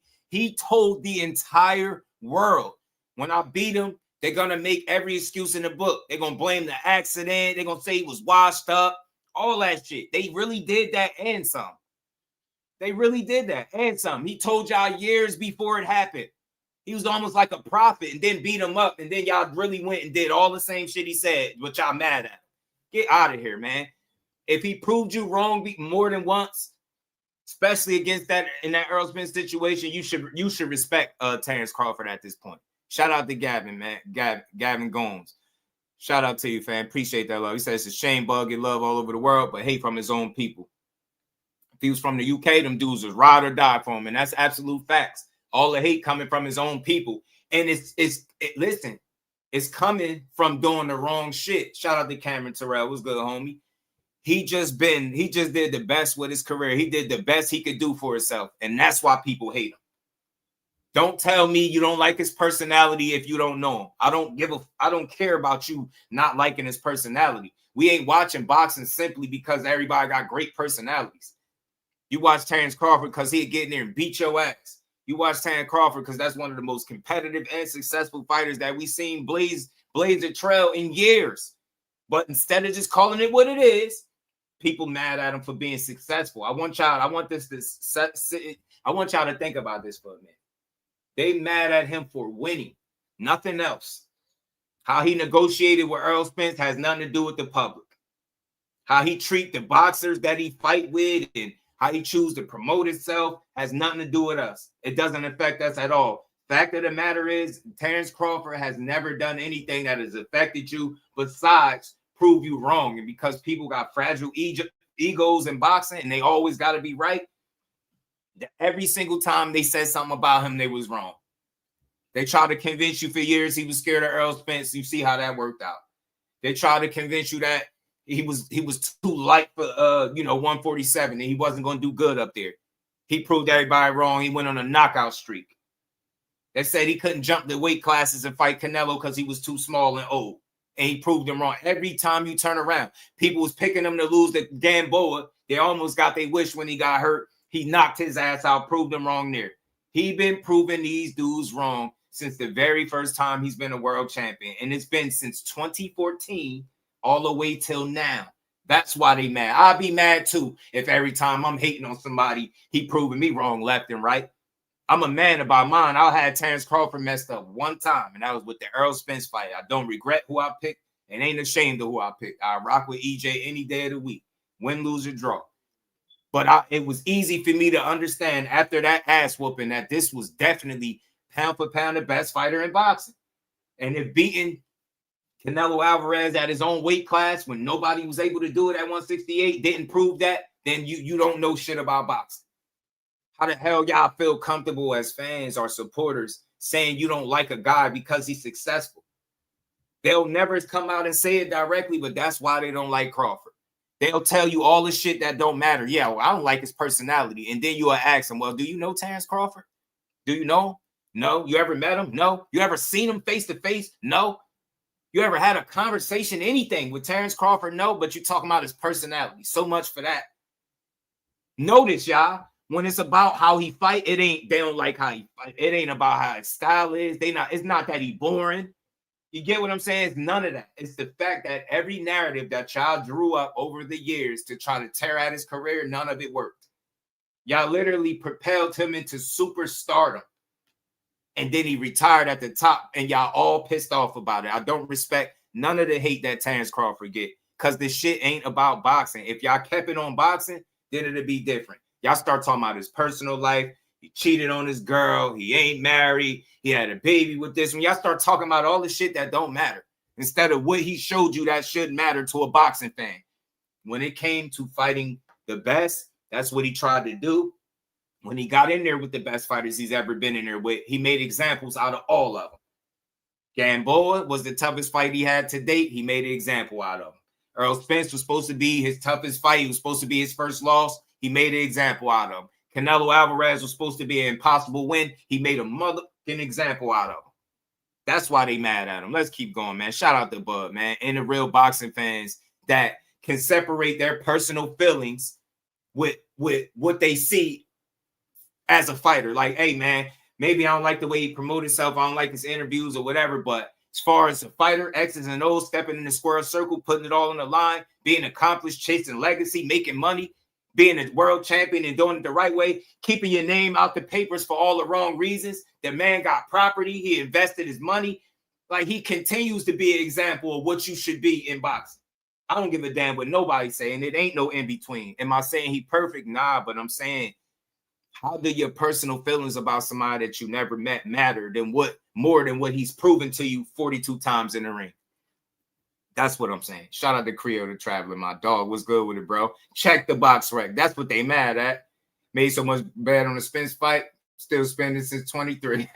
Shout out to David, man. Get that money, man. But I just had to do that, man. We're going to always give Crawford his just due. Because, again, y'all, like I said, he did this shit the right way. And he did it on his own terms. I'm not saying everything he did is perfect. And but he's a model fighter, bro. He's a model fighter. It's no better way you could have carved out a career, bro. And while I feel comfortable standing on everything that I've spoken on him, I believe it all. But like I said before, you got a Hall of Famer, Andre Ward, one of the best in the world. He would agree with pretty much everything I said. You got the Roy Jones, a Hall of Famer, looked at as one of the best in the world. He would agree. You got Dimitri Bivol, looked at as one of the best in the world. He would agree. You got who else? Alexander Usyk telling you Terence Crawford is the guy. He would agree with everything I'm saying. So it's funny how the best talent that has shared the ring would all agree that Terence Crawford is the man. But some lazy, out of shape, loudmouth, soft-ass boxing fan would try to have an opinion that don't really matter. Man, he ain't this. He ain't that. Man, that's a lame-ass conversation for miserable people, bro. In sports, he did it the right way, bro. Kept his name out the papers for the wrong shit.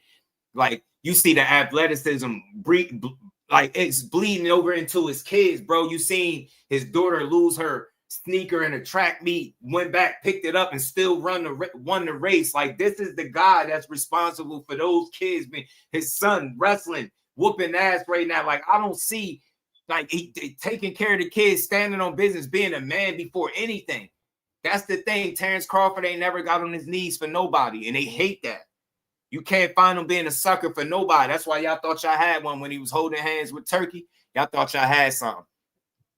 Man, all that money he made, hey, man, he made good business over there with Turkey and retired on his own terms, and they still trying to put him in hypothetical matchups. So much for being a bum. He's so much of a bum. He's so underachieved that they want him to come back right now and fight Fundora, that they want him to come back right now and fight Boots. Get out of here, man. If he was really a hater of Errol Spence, he would have never picked him to win an upcoming fight. And this is with Errol Spence off the Terence Crawford ass whooping in 3 years, pretty much of inactivity. And he's still picking Spence. So much for being a Spence hater. Dumbass, weird ass fans, man. Get this man his credit that he earned. If you don't respect him outside the ring, you damn sure better respect what he did inside it, because he'd beat you up and all the people you know. This dude will wrestle the wrestlers, box the boxers, fight the fighters, and beat all of them.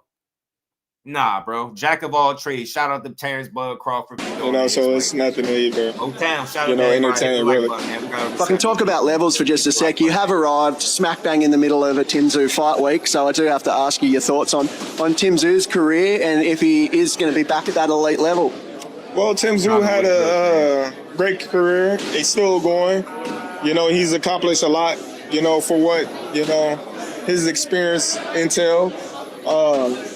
His fight this weekend, I don't know too much about the fighter that he's fighting other than, you know, he's undefeated. Will he be back on top and become a champion again? Real quick, my bad, pardon me. I don't even know if I did this. I was talking so much. I was in my, I was just in the zone just a second ago. Shout out to my guy. Appreciate the love.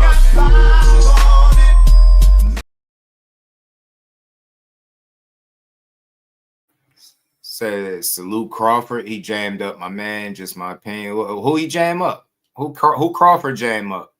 Talk to me. Who he jam up? I can't say he won't. I can't say he will. We just gotta wait and see. Do you think well, you've said you don't think he beats Errol Spence.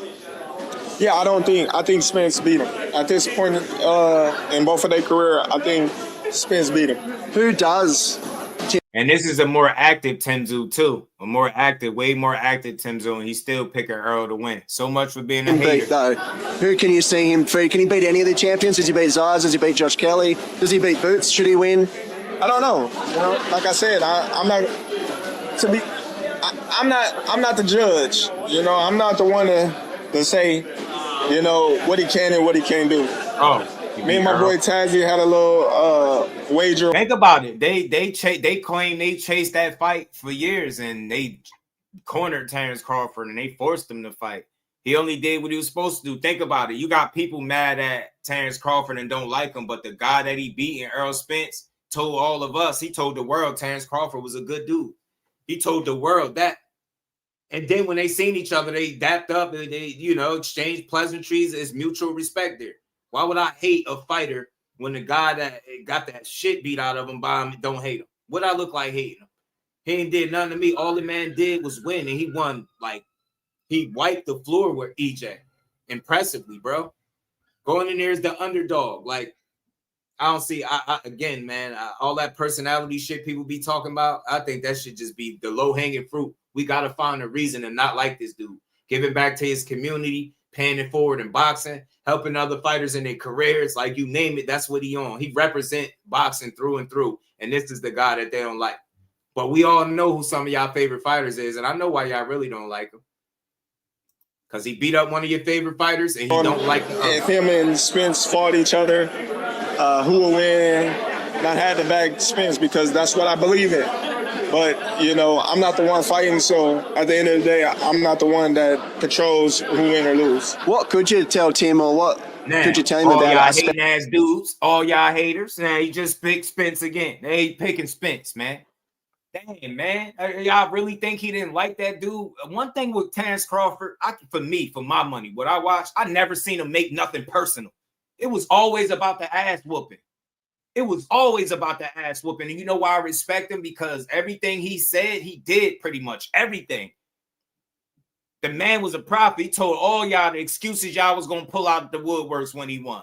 And y'all went as far as to say Errol was on painkillers, edibles. He smoked weed. He was high, broken rib, car accidents, damaged goods, alcohol. Like, y'all made up everything. And he was right. I really rock with this dude. Because he was right about y'all. Y'all don't like that. Proved, the Terence Crawford beating Errol Spence proved how many people don't really like boxing. And they like boxers more than the entire sport. Yeah, I was feeling like shit while he was whooping Errol ass, but me as a fight fan, I'm looking at that other dude and I'm like, man, I salute you, man. You whooped his ass and you did it the right way. Stopped him. A guy that never been stopped, never lost, never been knocked down to none of that at that point. Polished them all, made them look like they ain't even on the same level. Then got in there with Canelo and made it look like Canelo moved up to his weight, not the other way around. Tell me again why this ain't a generational talent? Yeah, fucking right, man. Yeah, right. Saying Bud Crawford is not a generational talent is like saying, yo, I hate him and I don't really understand boxing that much. If he's not a generational talent, we should be able to name a handful of guys right off the bat, guys, women, whoever, that accomplished the same shit he did. When you really see what kind of percentage, the small percentage of fighters that he fit into accomplishing the shit that he did and doing it the way he did it, then you will understand that a generational talent is what you just witnessed, even if you don't like it. Shout out to my brother, Mike Magic, said, boy, you are cooking right now. That's my dog. Appreciate the love always in the Cash App supporting the grind. I got 5 on it.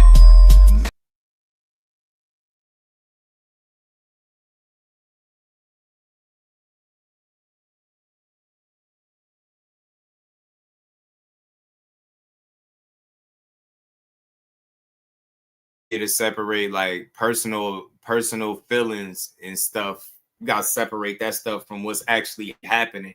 Yeah, you like, damn, you gutted for Errol Spence. Like, damn, I hate to see him lose. But you like on the other end as a fight fan, you like, bro, that's boxing. That's what great boxing is. You gotta be able to appreciate it and respect seeing him do it. Man, it's just different, man. Yeah, they don't know what the words mean. Just they don't know. Rome, shout out to my dog, man. Appreciate the love, Mike. Much love. Let's keep building. Let's play the rest of this, man. Fight if he was a future opponent. I can't tell him nothing. I just tell him good luck, train hard, and go in there and fight. Because it's been interesting. I think it was the Carlos Ocampo fight where after he knocked him out quicker than Spence, you tweeted, I believe, he's dangerous or something like that. If I mean, I remember it. You might not, but like there was almost a time where your paths were going to cross. Well, I was supposed to fight Tim, back when what are we, 26, 23? Yeah, around there, but, been the promotional companies and things like that, they altered and they didn't want to take the fight, so. Nah, I believe you, Cameron. I don't think you hate him. I don't think you one of those guys. And another thing, too, that I forgot to mention, they tried to blackball Crawford, and they was hopeful that he couldn't get some of these big fights, so he couldn't really stamp his name. That's what that was. They knew what it was. They knew what was going to happen when he made these fights. They knew.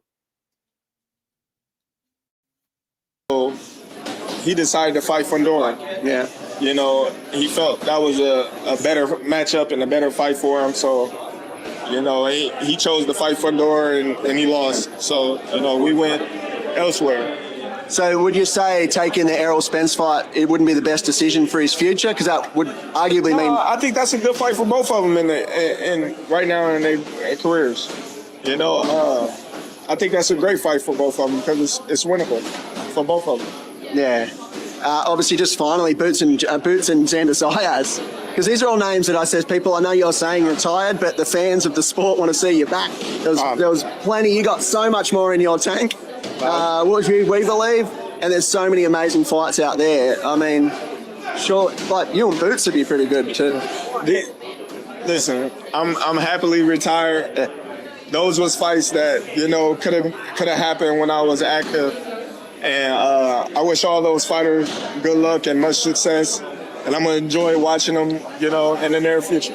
And just finally, obviously you were kind of, it wasn't Zufa when you fought, but it was TKO. And you've seen the rollout of Zufa boxing. What do you made of that with all the, I guess, the stripping of Joe Apataya? I think that was wrong, that they stripped him, you know, because they agreed with it at first. But, you know, boxing is corrupt, and we all know it. And we just got to wait and see how this Zufa play out. And, you know, I'm hoping that it plays out for the best of the fighters. And I'm hoping that boxing get its act together and start, you know, doing what it's supposed to do. Terence Bud Crawford, pleasure to have you on the Punch Podcast, my friend, and enjoy. Man, shout out to Bud, man. At the end of the day, he done it his way. He did it the right way. He handled business the way he was supposed to handle business. Every single time he got in the ring, it wasn't even a close call. It was a dominant win, UD, or a stoppage, and people try to reduce his career to, oh, he ain't fight nobody. Oh, he only fought Errol Spence. Oh, he only in Canelo. Oh, washed up Canelo and a drunk Errol Spence. Like, we ain't trying to hear that. We know what quality fighters are, even if most of these people talking don't, or most of these people that be speaking on the topics don't, man. That dude did it the right way, man. Successful as hell. And I don't think it's a Hall of Famer out there that wouldn't respect everything that he's done in this sport, because they know how hard it is not only to get to the top through all the politics. The man was all that politics shit, and he still made it to be undisputed in 3 divisions. Bro, you not telling me he beat the system? That's why I rock with Crawford. I think he beat the system and flipped them the bird on the way out when they tried to extort him for extra money with the sanctioning fees, bro. Gotta rock with that, man. I definitely rock with it, man. I definitely rock with the way Terence Crawford got it done, man. I really do. I really do. So, far as Ryan go, all that, legacy that Bud left on the table, that's just a weak ass talking point for people to try to see. It's kind of like you heard the same shit with Andre Ward, right? Andre Ward retired at the top of his game with all his faculties, with his money, went out making a big fight, and they said the same thing. He left all the legacy on the table. He left this, more legacy, more money. It's so much more money. They only want you to come back so you could fight long enough to lose so they could say, I told you so. Terence Crawford could come back right now. He could break Floyd's record of 50-0. He can go 60-0. No lie. Terence Crawford could come back right now and break Floyd's record, be 60-0, and then lose his 61st fight, and they'll say, see, I told you he wasn't that good. They'll treat it like everything he did wasn't nothing. I'm telling you. So when you start hearing all that, oh, you left legacy on the table, those are cold. That's a fresh cold word for saying come back and fight long enough so you could lose. Just keep fighting till you old. But unlike you, Ryan, he retired when he wanted to, at the top of his game. Let's see if you make it to be 38 years old at the top of your game. Let's see with them alley-ooping you a world title, basically hand-delivering you a world title. Let's see how long you keep it. Let's see how long you keep it, man. Yeah, they pissed off. So only Johnny Beck didn't pop. We would have got Bud Johnny Beck for 3 times. Or Larry would have loved either fight. Yeah, a diamonds for undisputed. It'd have been crazy to see Bud go for undisputed again. It would have been crazy to see. But what Ryan need to focus on, I think, moving forward, though, is making sure that he make one of the fights for him. And we're going to speak on that tomorrow, being that is later in the stream. We're going to talk about that because him and Devin, man, I don't know what the hell they got going on, but they ruining it. So, man, I just briefly, more news about this. I'm hearing that this fight might be finished and over with Rolly and Devin. And the same thing might be for the Ryan and Devin fight. And that's a whole conversation we're going to have, man. We're going to have that combo. Everybody in the building, hit the like button, man. Hit the like button. And one of the last things I was gonna bring up today. I saved it for last because I ain't want to really put no real emphasis on it. I mean, we all seen the tape, you know, and I was gonna play it, but I don't want to. I changed my mind. I don't want to. You seen it come out. Look, I didn't know that it was a tape that existed with Tank and you know, the female out there. I mean, I'm pretty sure everybody's seen it, so I don't gotta play it, but I ain't really want to put no real focus on this. I hate to see it. Why? Because you hate that it was ever a tape out there showing what it showed. Another reason we here for boxing. We just want to see these dudes box. I don't try to be into their personal lives and stuff like that. But only thing I can say is what I've always been saying. Tank, you got to make smarter decisions. You got to tighten up. You're worth a lot of money. Pretty sure a lot of people depend on you. If it was a regular old Joe Schmo that did that, maybe they get away with it. It's messed up regardless. Let's be clear about that. But if it's somebody without that notoriety that does something like that, it doesn't make the news. That doesn't cost them $40 or $50 million. So you're not a regular civilian. You can't move like one. You get me? You worth too much money. It's nothing is ever worth your freedom or your ability to be a father and feed your kids, right? So smarter decisions got to be made. Cooler heads got to prevail. Got to keep the emotions. Got to have more self-control than that, and just be smarter when it comes to dealing with those type of situations. Understand that, you know, there's a still ongoing myth that boxers' hands are registered, right?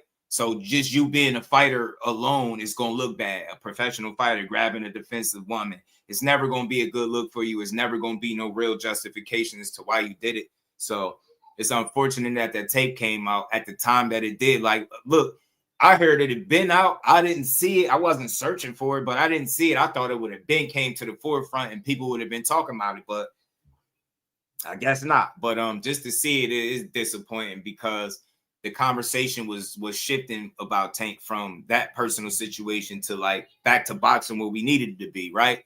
You started hearing about him possibly coming back, rematch with Pitbull Cruz, an effort to get the Lamont Roach rematch as well. Right now, I'm hearing that all of that is down the drain. The tape is out.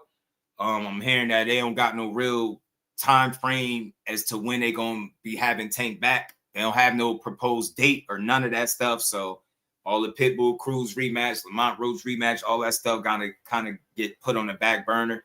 It's at a standstill, and he got more legal shit to deal with. I thought it was over. I seen the reports. I seen people making different videos and stuff talking about, you know, charges was dropped and all. I don't know what all that stuff was about, but I try not to get into it too much. But like I said, ultimately, I seen that tape for the first time yesterday. It was crazy to see. It wasn't as bad as what people say. It's still bad regardless of what, but it just wasn't what people made it seem like it was. But some of it was accurate, right? But yeah, man, you just prayers for the situation, man. I hope they work that out. And I will hope that Tank from this point forward and never find himself in a situation like that again. I hope the next time that I'm speaking about him, it's in a boxing capacity with him getting back in the ring and who he gonna fight. You know what I mean? Shout out to the ladies, man. I know the ladies hate to see stuff like that. That's why I say it ain't even worth me playing and really trying to spend too much time on it. Y'all seen what it is. We know what it is. You know, it was a lot of people out there saying it wasn't no tape. They were saying Jake Paul was lying. He needed to get sued because, you know, for defamation and all that. And I'm just like, bro ain't never lied. This shit was out there. So it's all about Tank understanding who he is as a man and the position he's in as a fighter. You touching anybody. I mean, you could grab a dude up, and because they don't box and you do, it's going to be looked at as you a bully, right? So it's no situation with no physical altercation outside the ring where it's going to be really acceptable. It's always going to be somebody to say something. Definitely with a woman, there's better ways to handle shit. I'm pretty sure he knows that just as well as anybody else. And I hope he could learn from the mistake and move forward, man. Hope it don't define him or this don't be the defining point of his career. I hope this is just something that had to happen, that he had to kind of get through, figure out, and work past it, and he can get back to boxing, because I do think he got some prime years left potentially. Is he 30, 31 years old? I think he got some prime years left for sure. It's just up to him what he gonna do with him if he can get the legal stuff out of his you know, out of his backyard and just fully focus on boxing. But for me, I think it's shit bigger than boxing. I think he's told us that so many times, talking about the therapy and stuff like that.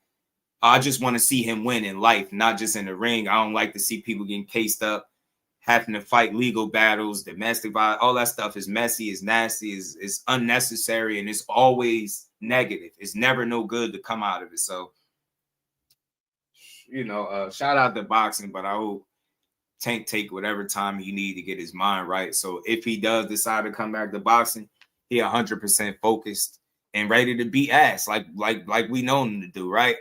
It's just hard to hear the conversation not be about boxing and be about domestic issues or legal issues. I'm just not a fan of that stuff. So, you know, I hope that all parties involved are able to come to a common ground and just go their separate ways if need be, and he just can move on, hopefully. You know what I'm saying? But you got to be careful moving forward because, you know, they want nothing more than to have him cased up and in a position where he can't provide, feed himself, and he behind bars from BS, something that's avoidable. So, Tank, you know better than others, man. Tighten up, smarten up, and be very cautious at your inner circle, you know?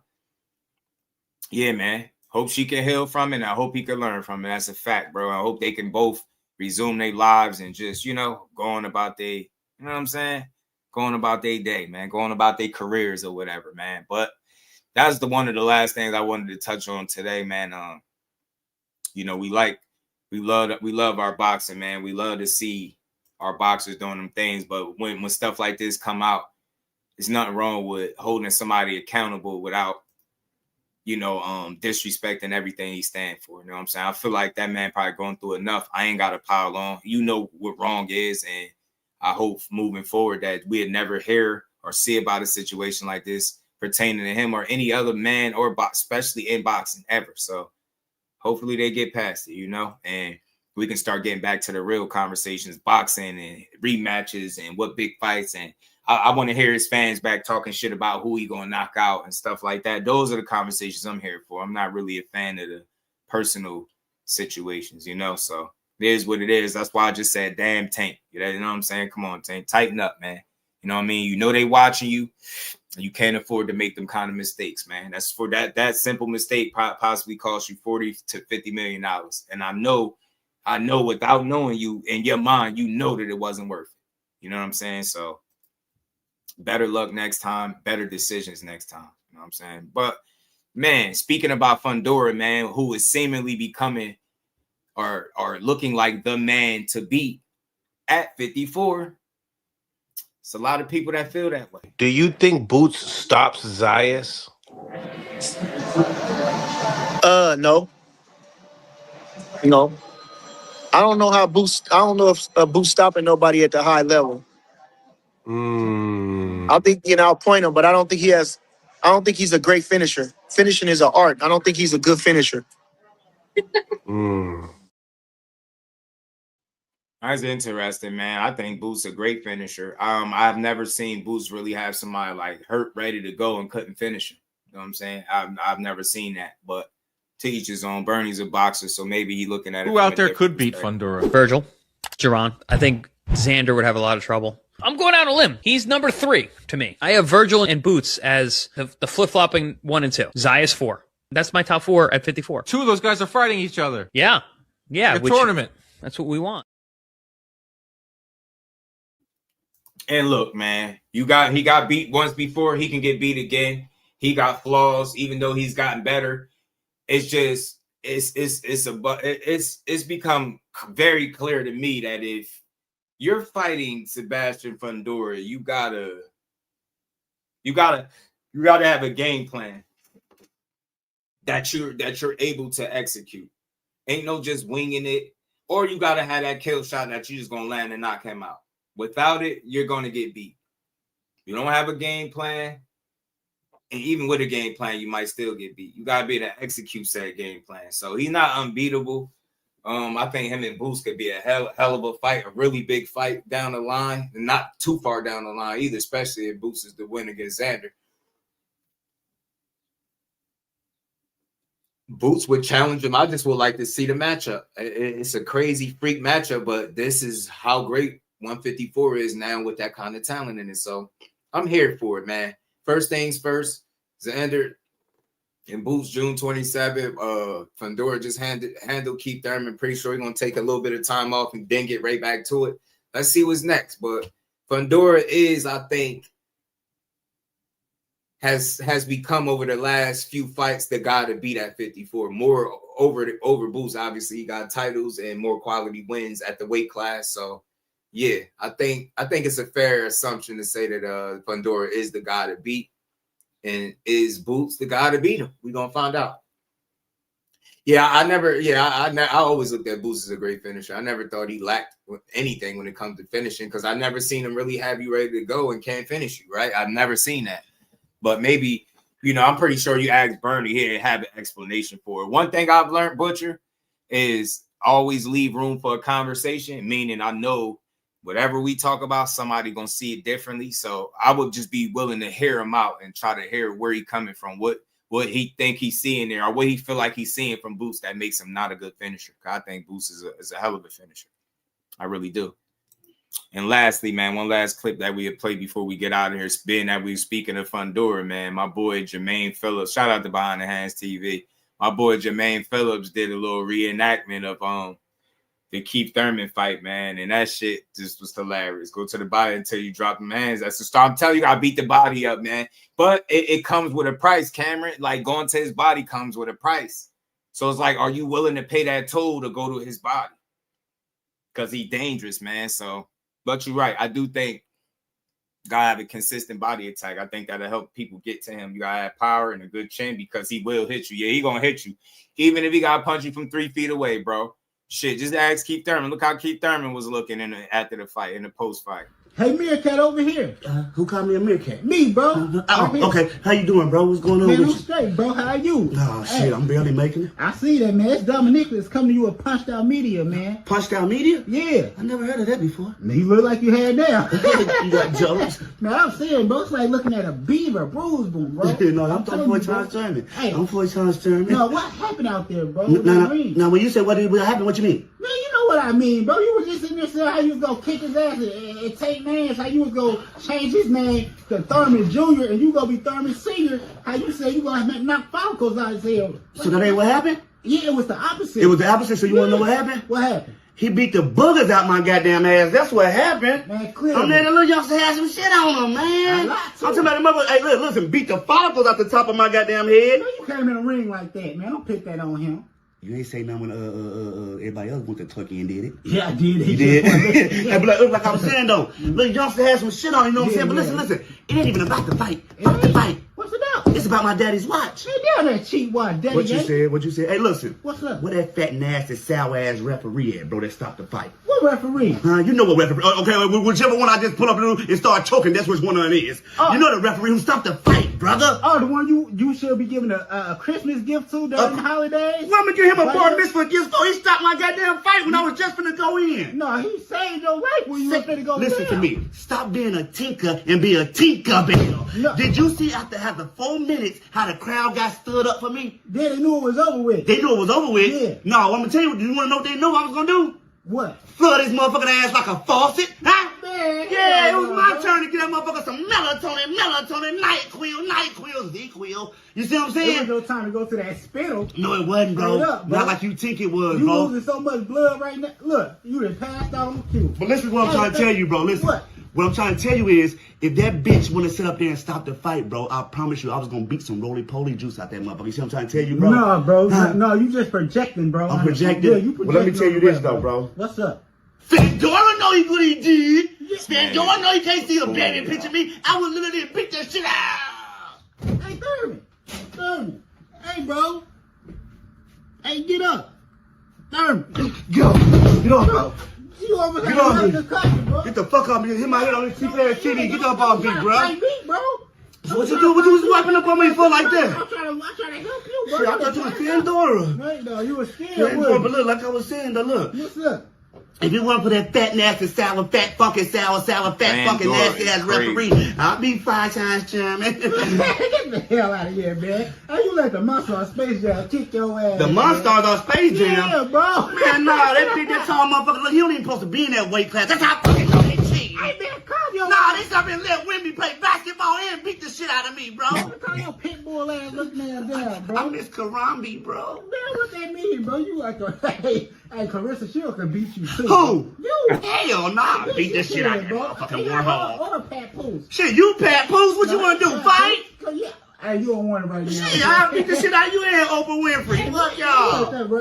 Straight up, bro. Man, I'm finna go on, bro, because I'm going to tell you, bro, you don't know me like you think you do. And Fundora know too, bro. I'm 5 times Sherman. Man, you 4 times, bro. I'm 5 times Sherman. Hey, Sherman. Anything else you want to say before we wrap this interview up? Yeah, bro. What? Shit, you know what I'm saying? Like, stuff be hard for me, you see what I'm saying? And my hair coming out like that, you see what I'm saying? Yeah. It's like, you know, like I be depressed a lot. And it's just like a lot of stuff when I went over there before pandemic. Hey, Sherman. Somebody need to send this shit to Keith Thurman. Hey, bro.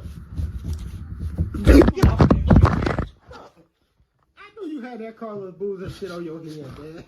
Shut up, bro. You always disrespecting people, bro. I'm 4 times Sherman. Yeah, hey, man, that's Sherman, man.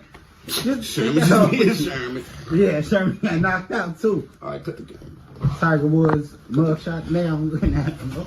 You ain't say nothing about Akon with that fake Man, in his head. yeah. Yeah, I did. He blocked me. Me too.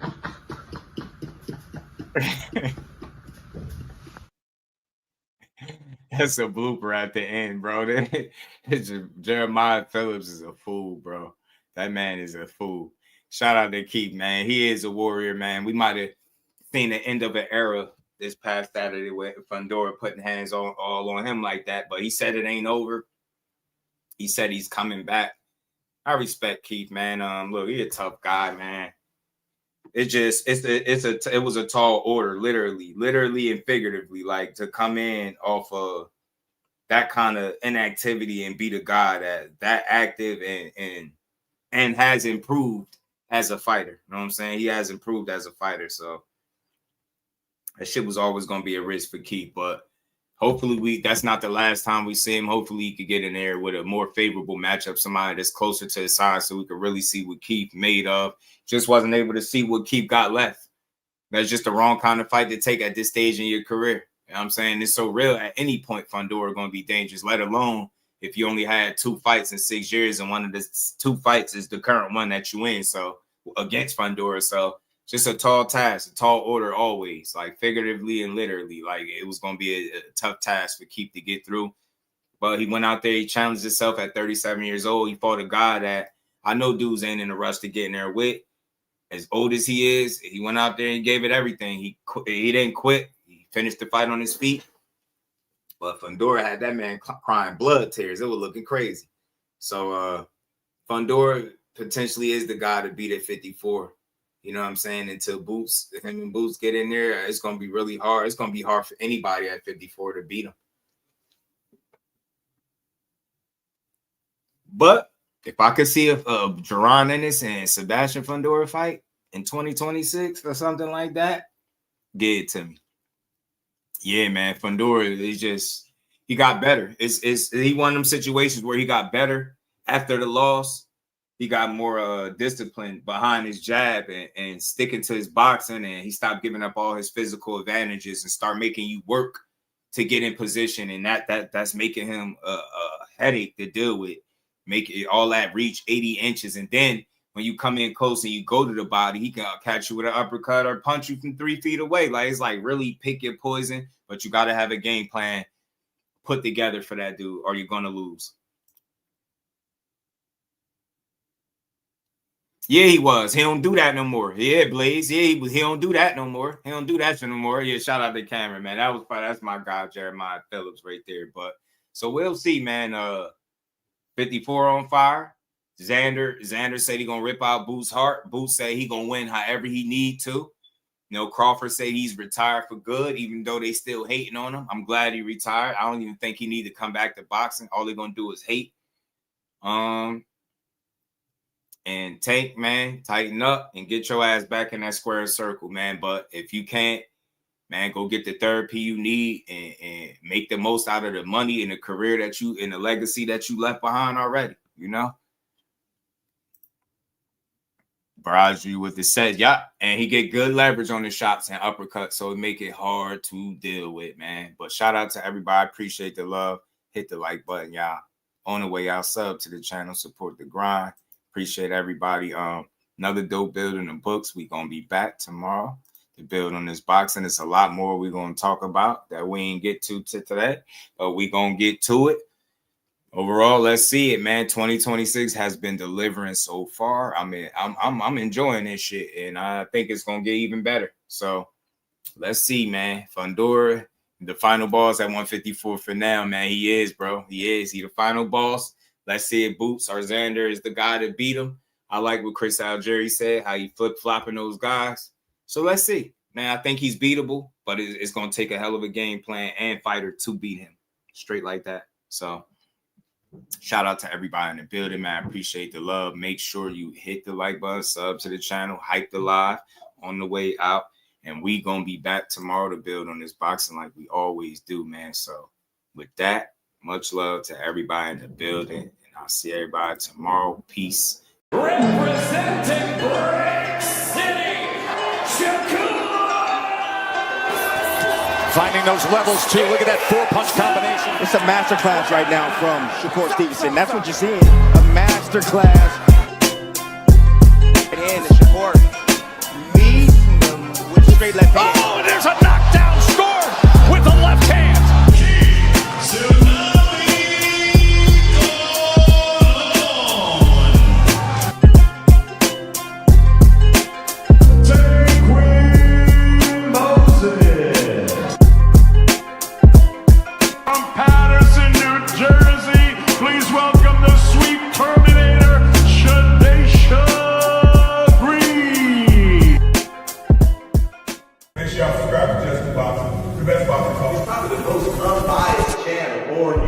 Right now, we're gonna give him his just due. Shout out to my brother Just